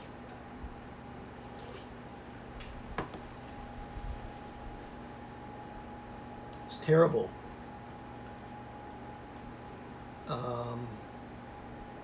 Whenever the language, the word is the same and is a bad word, well, I think only Afro-Americans use the N-word, because here in France, black community don't really use it in music. Yeah, it's probably like a lot of British black people in Europe that use it, like in Britain and whatever, and predominantly it's like US, Canada. We use the N-word a lot. I don't say the N-word because it's a bad word. It's a bad word. I don't use it. I don't like it. And I'm a hypocrite if I use the N-word off camera and then on camera I'm like condemning my community for using the very word that I use on a daily basis. That's just terrible. But yeah, I don't use that word. But yes, predominantly in the black American sphere and in the black Canadian sphere and all that, it's used heavily in music.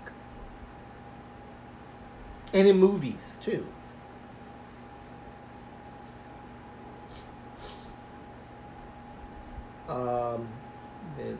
The series mate, my wife. There's the series My Wife and Kids, and iconic series from the 2000 years. Okay, gotcha. Okay, now I'm getting close to Lovely Kisses. Getting close to it. I'm getting close to it. Kind of goes for attraction versus fetish. Wait a minute. And go. Oh, so nice. I've only been to France a few times, but I loved it. I love how it's such a beautiful international group on here. Yes, me too. I love that. French is a beautiful country, but currently is ruled by incompetent people. For sure, same kind of goes for attraction preference versus fetish. It matters the why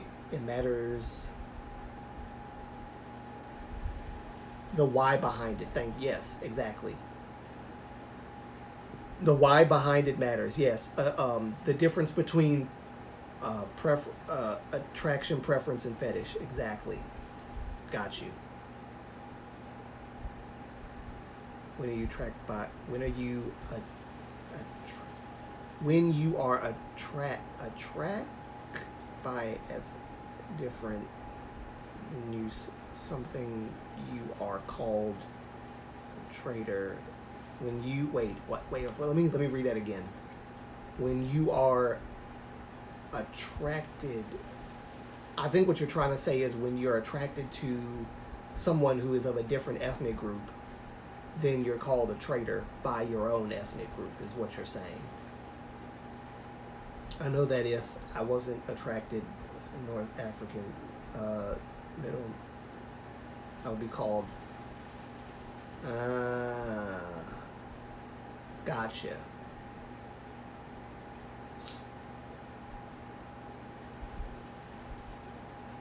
Yeah, Lincoln was a Republican, but the political parties of 2,000 years ago are very different than today's. True. True. But not too much different. Not too much different. No, the Democratic Party would not allow the KKK to do stuff, burning churches and burning black neighborhoods and stuff now like they did back in the day. No, they wouldn't institutionalize slavery like they did back in the day, but they're institutionalizing still democratic, liberal, left-leaning things. So it's still the same Democratic Party, just trying to be more aware and sensitive and going way too far with it. Way too far with it.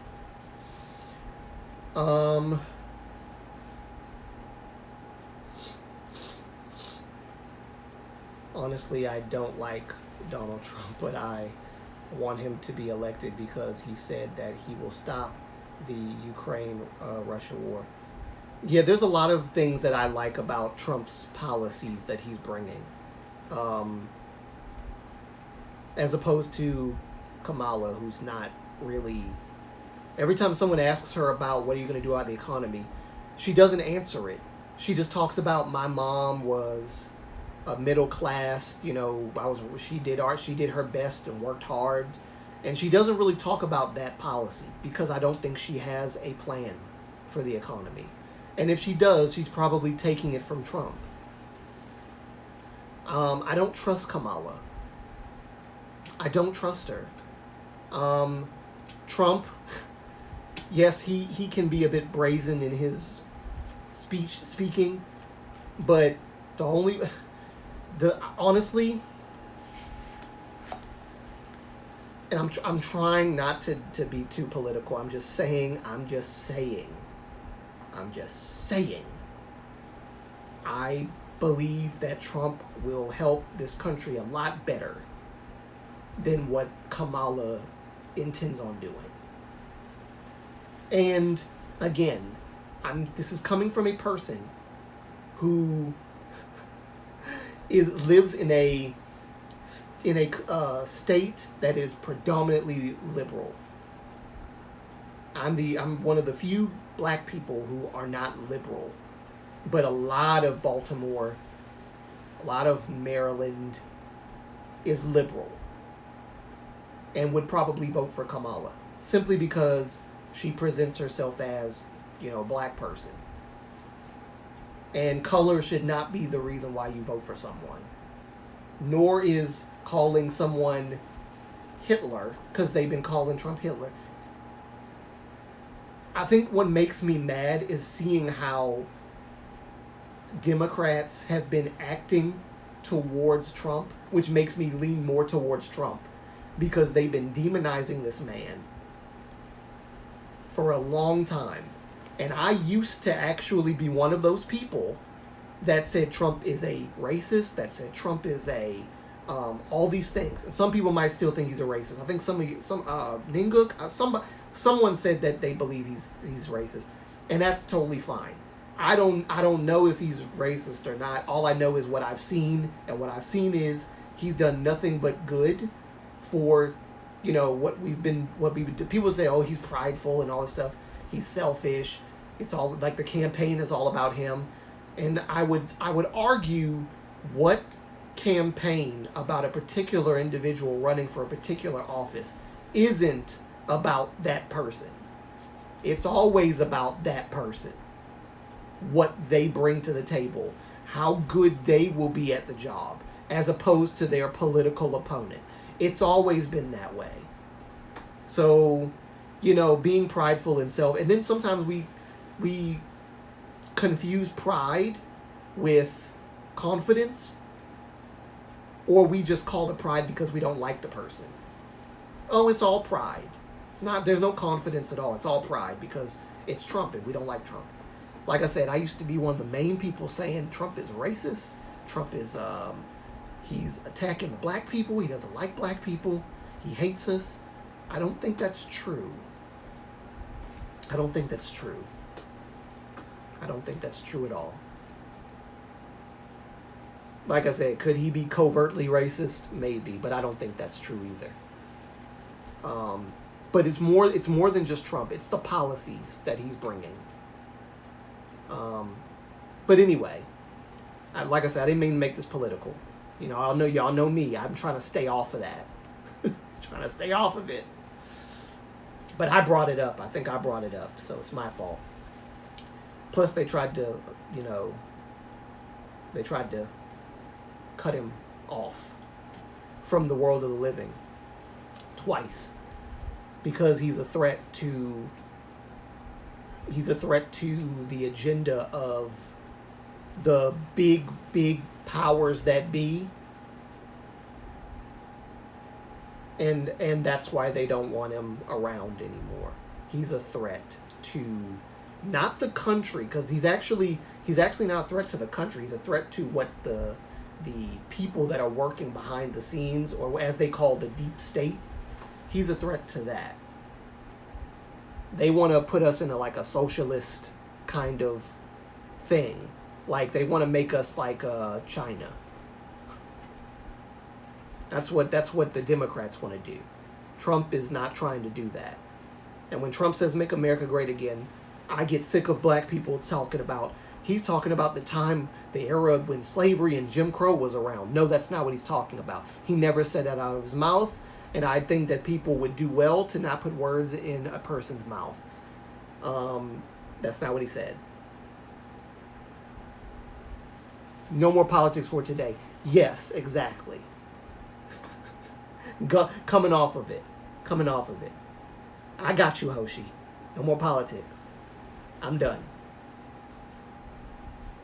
Yeah, the whole hair thing is a bit much, in my opinion. Like, really, that's a big racism battle. You want to pick against people that may be ignorant on the history, but they are appreciating it. Yes, exactly. Black hair is not black owned, and there's not just black people that have worn these hairstyles. Black people would be very surprised to find people in the islands wearing the same hairstyles. Oh, I thought black people came up. No. Other tribes and other ethnicities have been wearing that same hairstyles. So it ain't just a black thing. That's our hairstyle. No, it's not. And I do understand the aspect of, well, black people were discriminated from certain places, public places, because we wore these hairstyles. So we get offended when we see other races like making it and they're wearing our hairstyles, like Kim Kardashian and all that stuff. That doesn't bother me. It don't bother me one bit. I don't give a crap. I don't pay that much attention to the Kardashians. And the fact that there are people that do, y'all need a life. Because I don't give a crap about what the Kardashians do. They could wear cornrows, braids, whatever they want. I don't care what they do. Make their lips bigger. I don't care. Do what y'all want. It ain't got nothing to do with me. But at the same time, like I said, I understand where some black people are coming from, but at the same time, I think it's wrong to tell other people they can't wear it because your feelings are hurt. 'Cause that's basically what it is. You're not being discriminated in public places for wearing the hairstyles now. So why are you whining about it? You're just picking at wounds, old scabs. Just let it go. You let people like the Kardashians live rent-free in your brain. And nobody's suffering but you. Because to talk about because to talk about it means to acknowledge it, and what would require a change. People like that don't want to change. They want everyone around them to change so they can feel like they're good. Yes, exactly. Exactly. That's exactly right.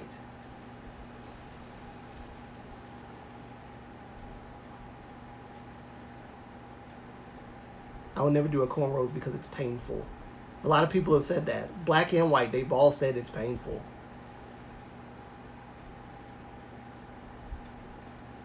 I'm a little natural when it comes to the pain.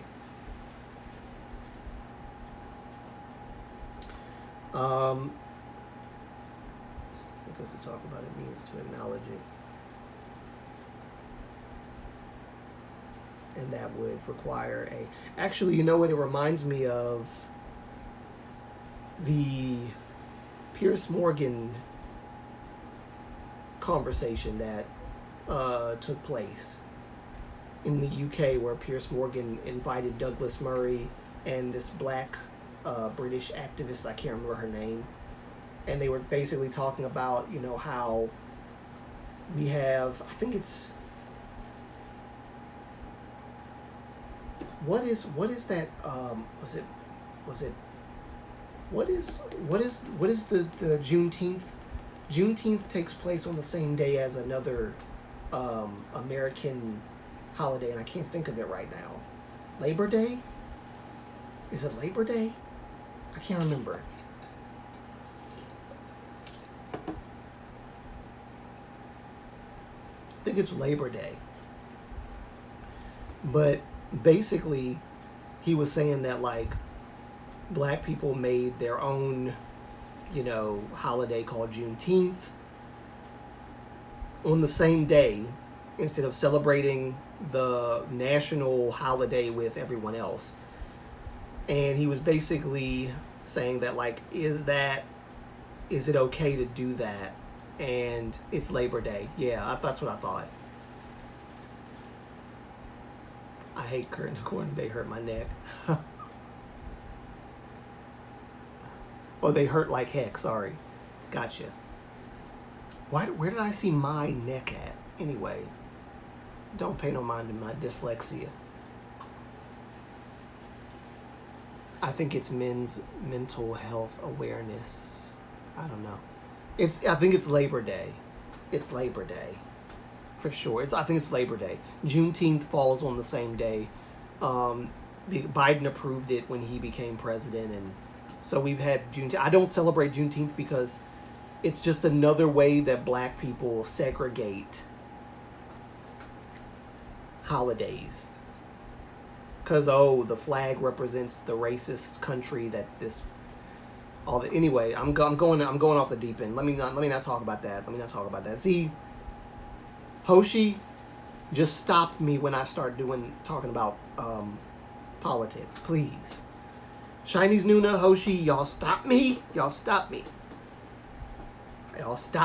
please. Yes, you are 1,000,000,000% on the right track. That's why I fell in love with your channel and really wanted to hear what you had to say and keep coming back for you. Oh, thank you. Oh, that means so much. I'm so not happy with either option. You're talking about the candidates? I understand. Personally, I was actually hoping that Vivek Ramaswamy won. But he never got past that stage. So he dropped out of the race and started endorsing Trump. But Vivek is one of the most well-spoken, well-educated. He's not a black person. He is an Indian, but I love him. I don't give a crap about his ethnicity. He's an awesome person. And he is about uplifting America and Americans. I love that. Vivek is totally... Thank you, Hoshi. Yes, stop me. Please.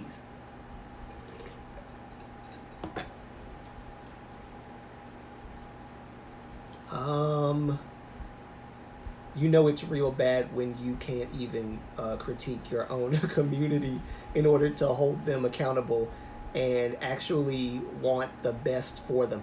Yes, Ice Americano, exactly.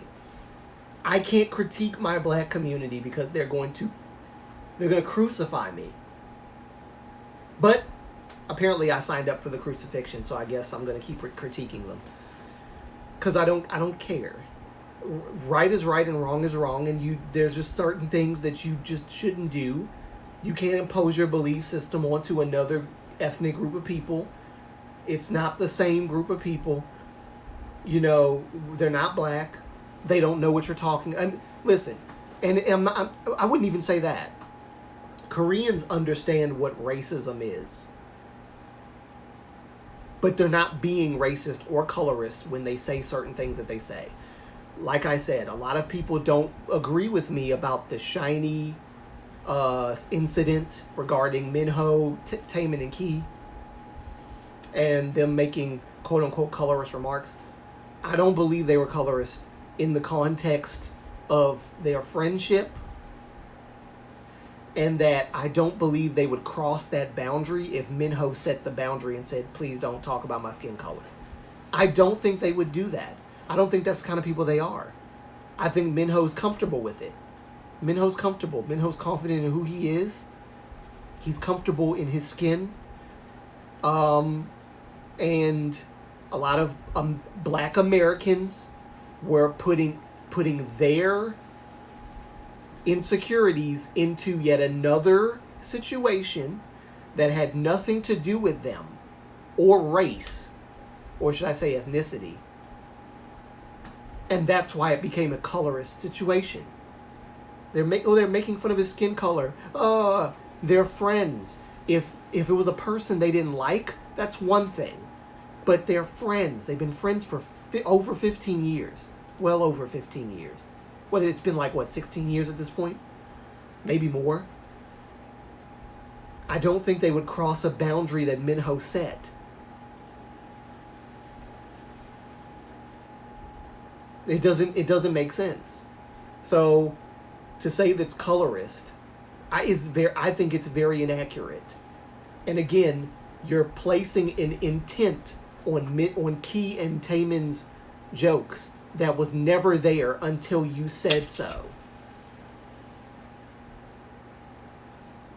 And then you're trying to make it seem like it's justified because Korea is a colorist society and it's a homogenous society. And then they try to do that so that they can justify why they called it out.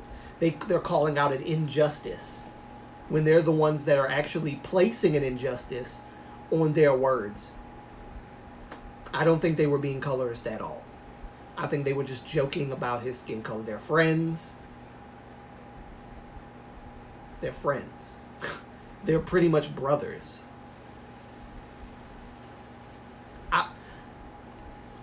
I've joked about my younger brother being in his skin color all the time. But it's in love. We don't hold it personally or anything. It's all love. And he's lighter skinned. I joked about him. We all the family, we're like this. We're tight knit. We're close. So little jokes like that and jabs don't offend us. That's how SHINee is. So you're reading into it the wrong way. You know what I mean? But I got beat down in the comments for saying that.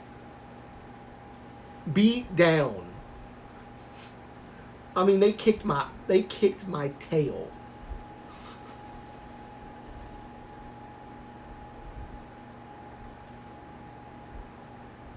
Then they said that I shouldn't even say anything because Taemin and Key apologized. And I said they apologized because they had no choice. They had to apologize. Because it's the politically correct thing to do. To apologize. They're not even apologizing really for what they said. They're apologizing for black K-pop stans' hurt feelings. That's what they're apologizing for. We're sorry we hurt you with our friendly banter.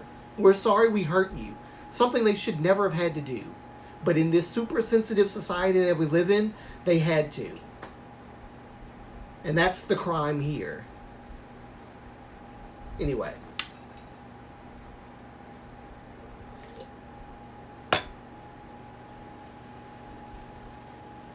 All right.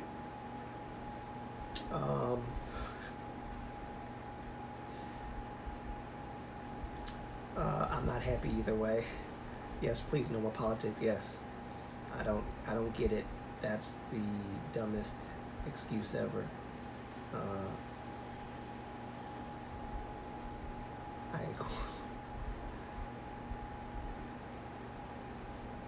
Yes. Question: if a person with natural straight hair wants to do dreads, can they use only their own hairs? No. Extensions are probably the best way to avoid damaging your scalp. A lot of Koreans, it's not their hair. Because EXO's Kai, when he did those cornrows that went all the way down and flopped around, that was not his hair. All of that hair was not his hair. His hair did not grow that long. So he got extensions, and they put those in. So the best way to do it is extensions. So you can get cornrows, just use extensions or whatever the case, and then that's how you can do that. So you don't just have to use your hair. If you use your hair and you don't have enough of it, it's gonna hurt. Then again, maybe extensions just make it long. They don't really. I don't know. I'm not a hair person, but I'm talking about it as if I am. I'm not a hair person. I'm a beauty person, but I'm not a hair person. I can tell you about skincare, but I can't tell you about hair. But I believe that the extensions is actually one of the ways that you don't risk hurting your scalp, I think. And you have to moisturize your scalp when you have those things in anyway. Special kind of products and stuff. Yes, of course, that exists in Korea, but it is so blown out of proportion by foreigners. The same goes for all of the hoopla about Korean beauty standards. Yes. It appeals to so many things too, like weight and eye size, yes, or face size. Yep, I've heard about the jaw lines and chin. Small faces are seen as more attractive, bigger faces are seen as less attractive, things like that. Like I've seen so many idols get trashed because they were because they were talking about each other's weight when it was not body shaming. Yeah, right. Sadly, these opinions are a minority in society and in the K-pop community. They really are a minority. Or malicious in a way, that's basically not body shaming or malicious in any way. That's just how we do talk to each other, like normally, like between close friends. Yes, exactly. And foreigners talking about KBS like it's the end all be all. Like, no, we don't have. No, we don't live and die by Korean beauty standards. Those people are just too much TikTok. Yeah, no, really. But that's how a lot of, even like K-tubers act like Korea lives and dies off of the beauty standards of Korea. Even K-tubers do that. They talk about it like it is a total. Actually, there was a K-tube video I watched recently, and I can't remember who did it. They were talking about how colorism has actually gotten worse than back when colorism was more prevalent, in the days of kings and stuff.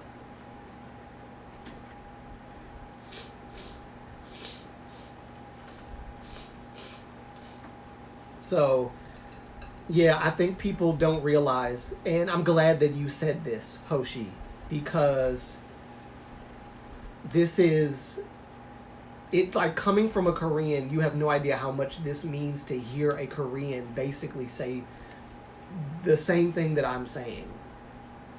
And it's not that I'm looking for like everyone to agree with me, but it's like I've been talking about this stuff for like 3 years. And to have a Korean finally like telling me like this is not the entirety of Korea. We don't all view things this way. Really makes like it's I don't know how much you realize, like I don't know how do I say this? I don't know if you realize how much it means to me to hear you say or to read your responses in this way. It really means a lot from someone who's been talking about this for 3 years. You just don't know. It means a lot. It means a lot. Foreigners talking about KBS. Yes. Hair extensions are even often used among K-pop female groups. Yes, that's true as well. Idols nowadays to have volume or long hair because dye damages hair.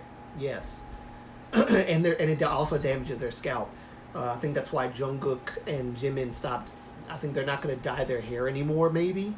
And if they do, they'll probably just dye like the tips because it's damaging their scalp and they could risk going bald.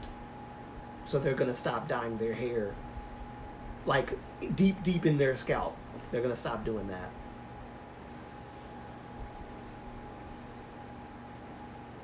Yes, really, thank you, Hoshinin, because, woo, when I tell you, it feels so good that like another Korean. I'm not Korean. I don't know. You never know. I might have something in me.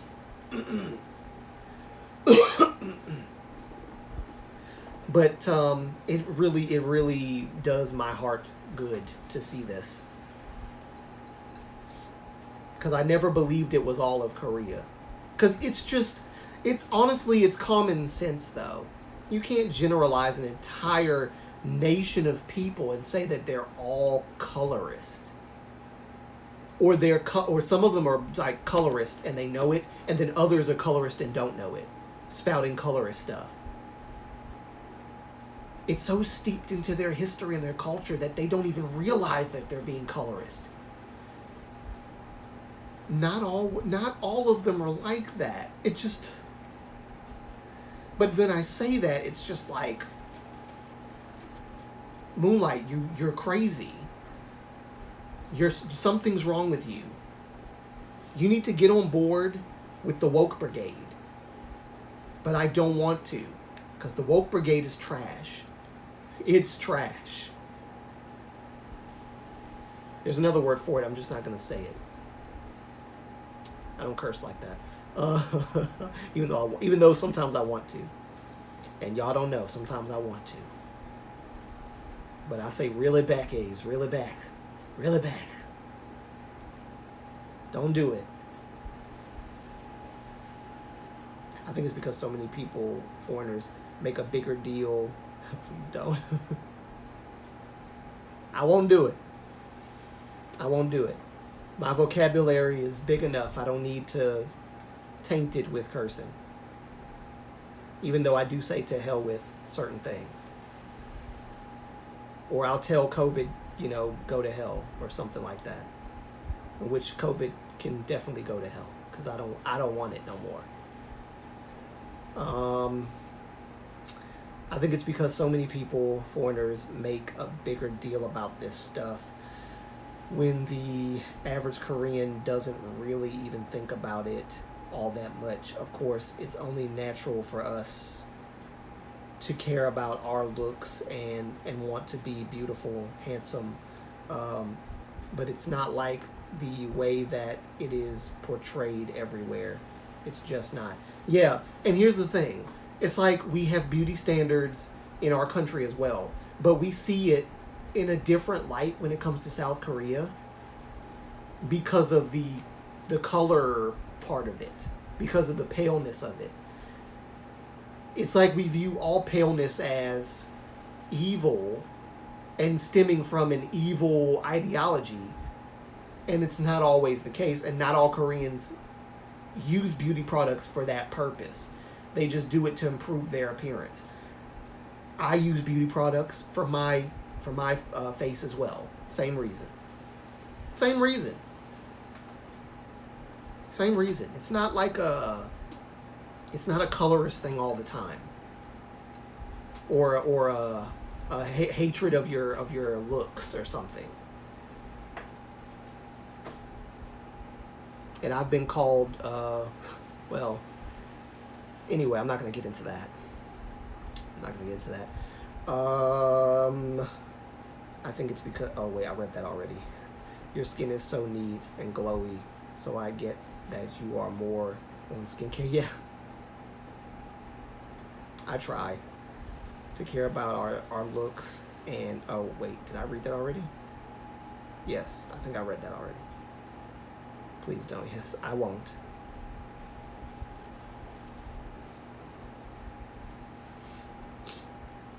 I know it's like, oh, gee, thanks for telling. Oh, it's like, wait.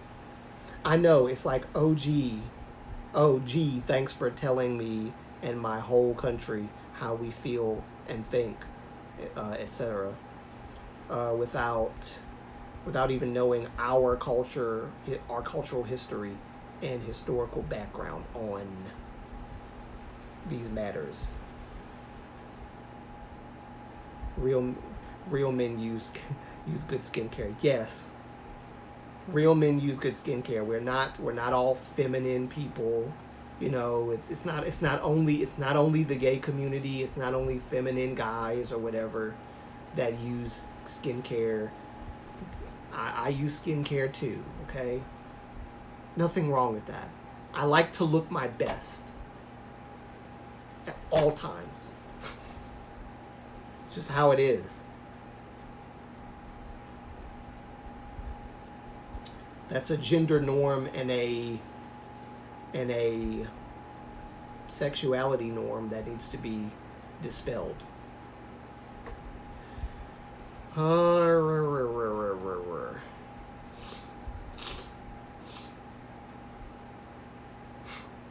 I'm still laughing at that. Please don't.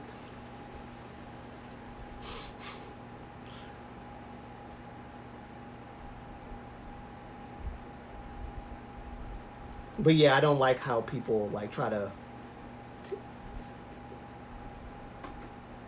What's your height in centimeter? Me?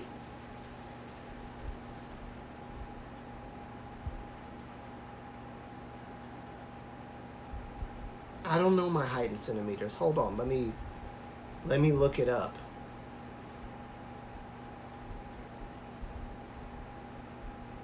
Let me look it up. Just give me 1 sec. 1 sec. 6 1.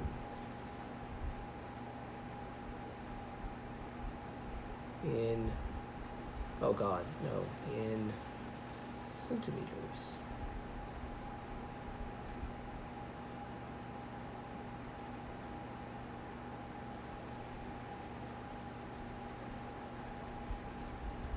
Okay, according to Google, it's 185.42 centimeters. So that's my height. No, wait, you said height, right? Yes, height. Yeah, so it's 185.42 centimeters. That's my height. I'm 6'1". So I'm a pretty tall dude. 6'1".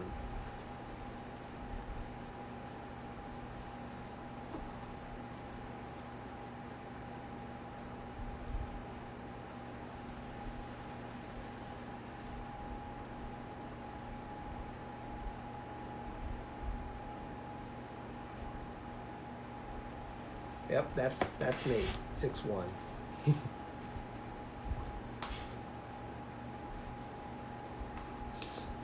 Yes. Oh, you're tall. Yes. So if you all were to meet me in person, you'd see just how tall I am.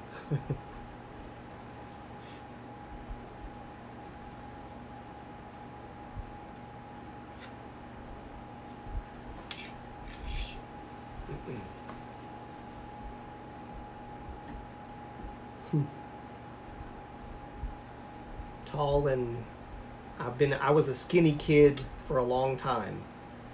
And then I gained some manly weight. Still on the thin side, but you know, when I started hitting 27, 28, 29, 30, I started getting a little bit more manly looking.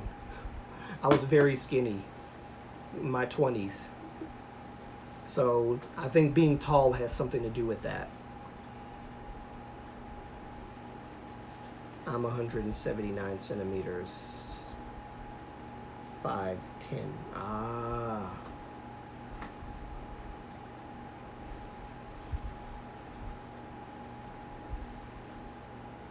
Wait, was it 179 centimeters?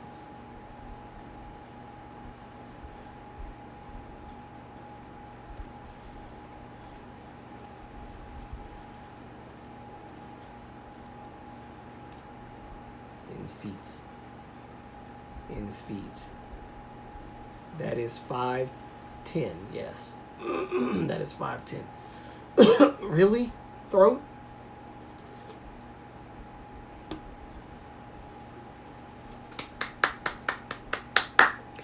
I don't look tall in my videos, huh?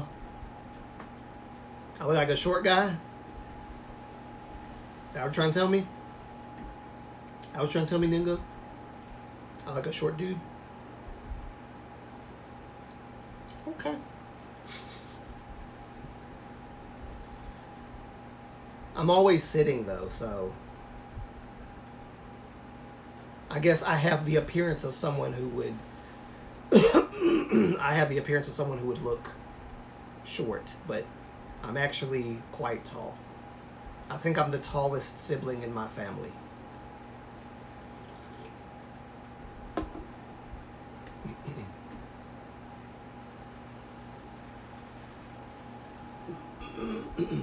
Gosh, my throat. I don't think this water's helping. It's cold.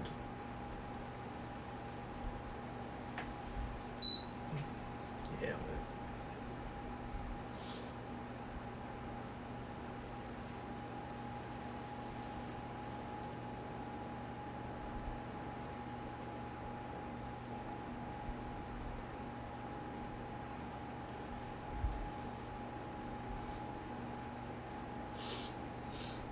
No, you totally look tall, but I wouldn't have guessed 5'11", or I thought you were average like 178. Yeah, not quite. That might be my dad's height. But I don't know where the tallness came from, cause my dad's not tall, and my mom sure as heck ain't tall. My mom is short. I don't know where the tallness came from. My brothers are tall. I'm tall. My sister's taller than my mom. I don't know if she's taller than my dad, but she's tall. I'm a tall girl. Yeah, 5'10's not really that short. Not for women. That's not short at all.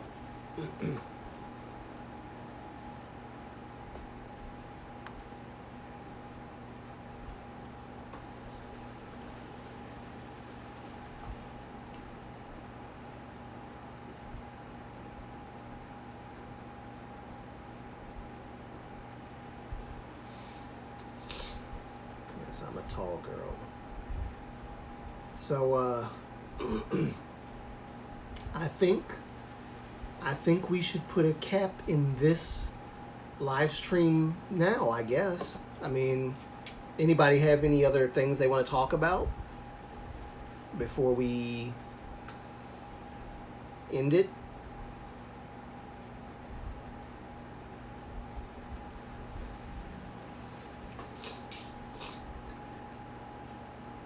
You should try that throat coat. I do have throat coat. I just haven't. I actually need to drink it.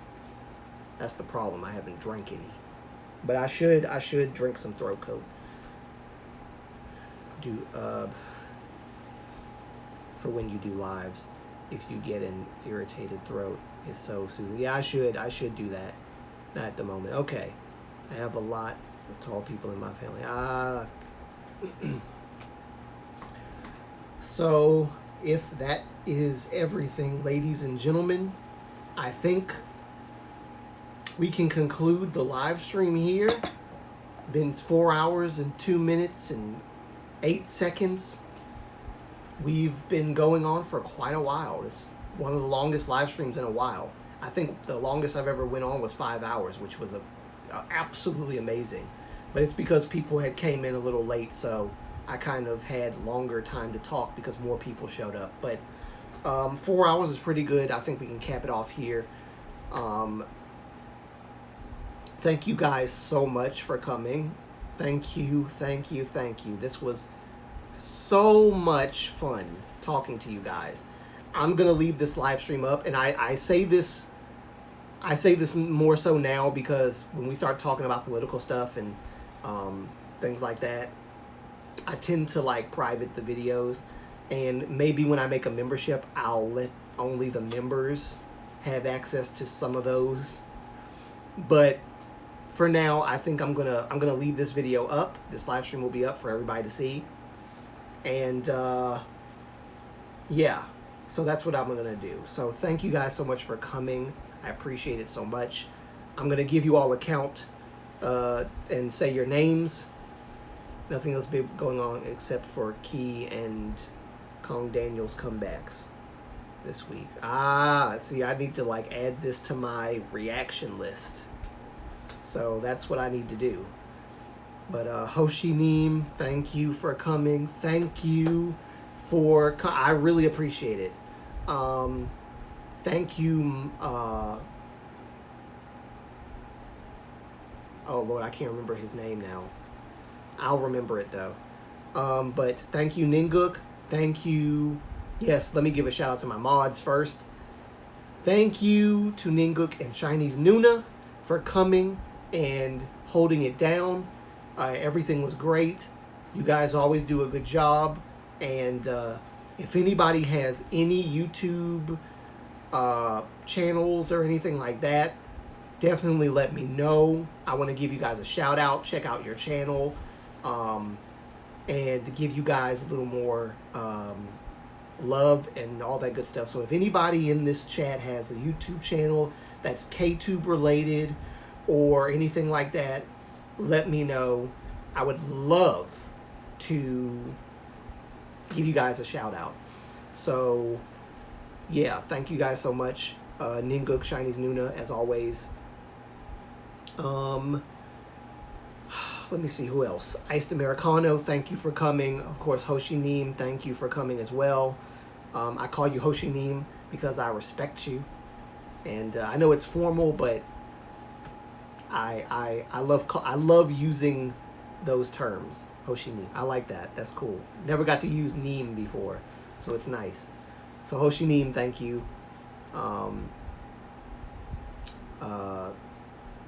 Ice Americano, thank you. Lovely Kisses, thank you so much for being here. Let's see, who else? Oh, wait. Oh yeah, Ice Americano. I said Ice Americano.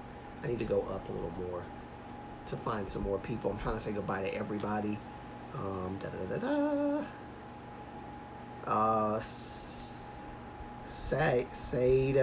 Seda K, I think that's how you say that.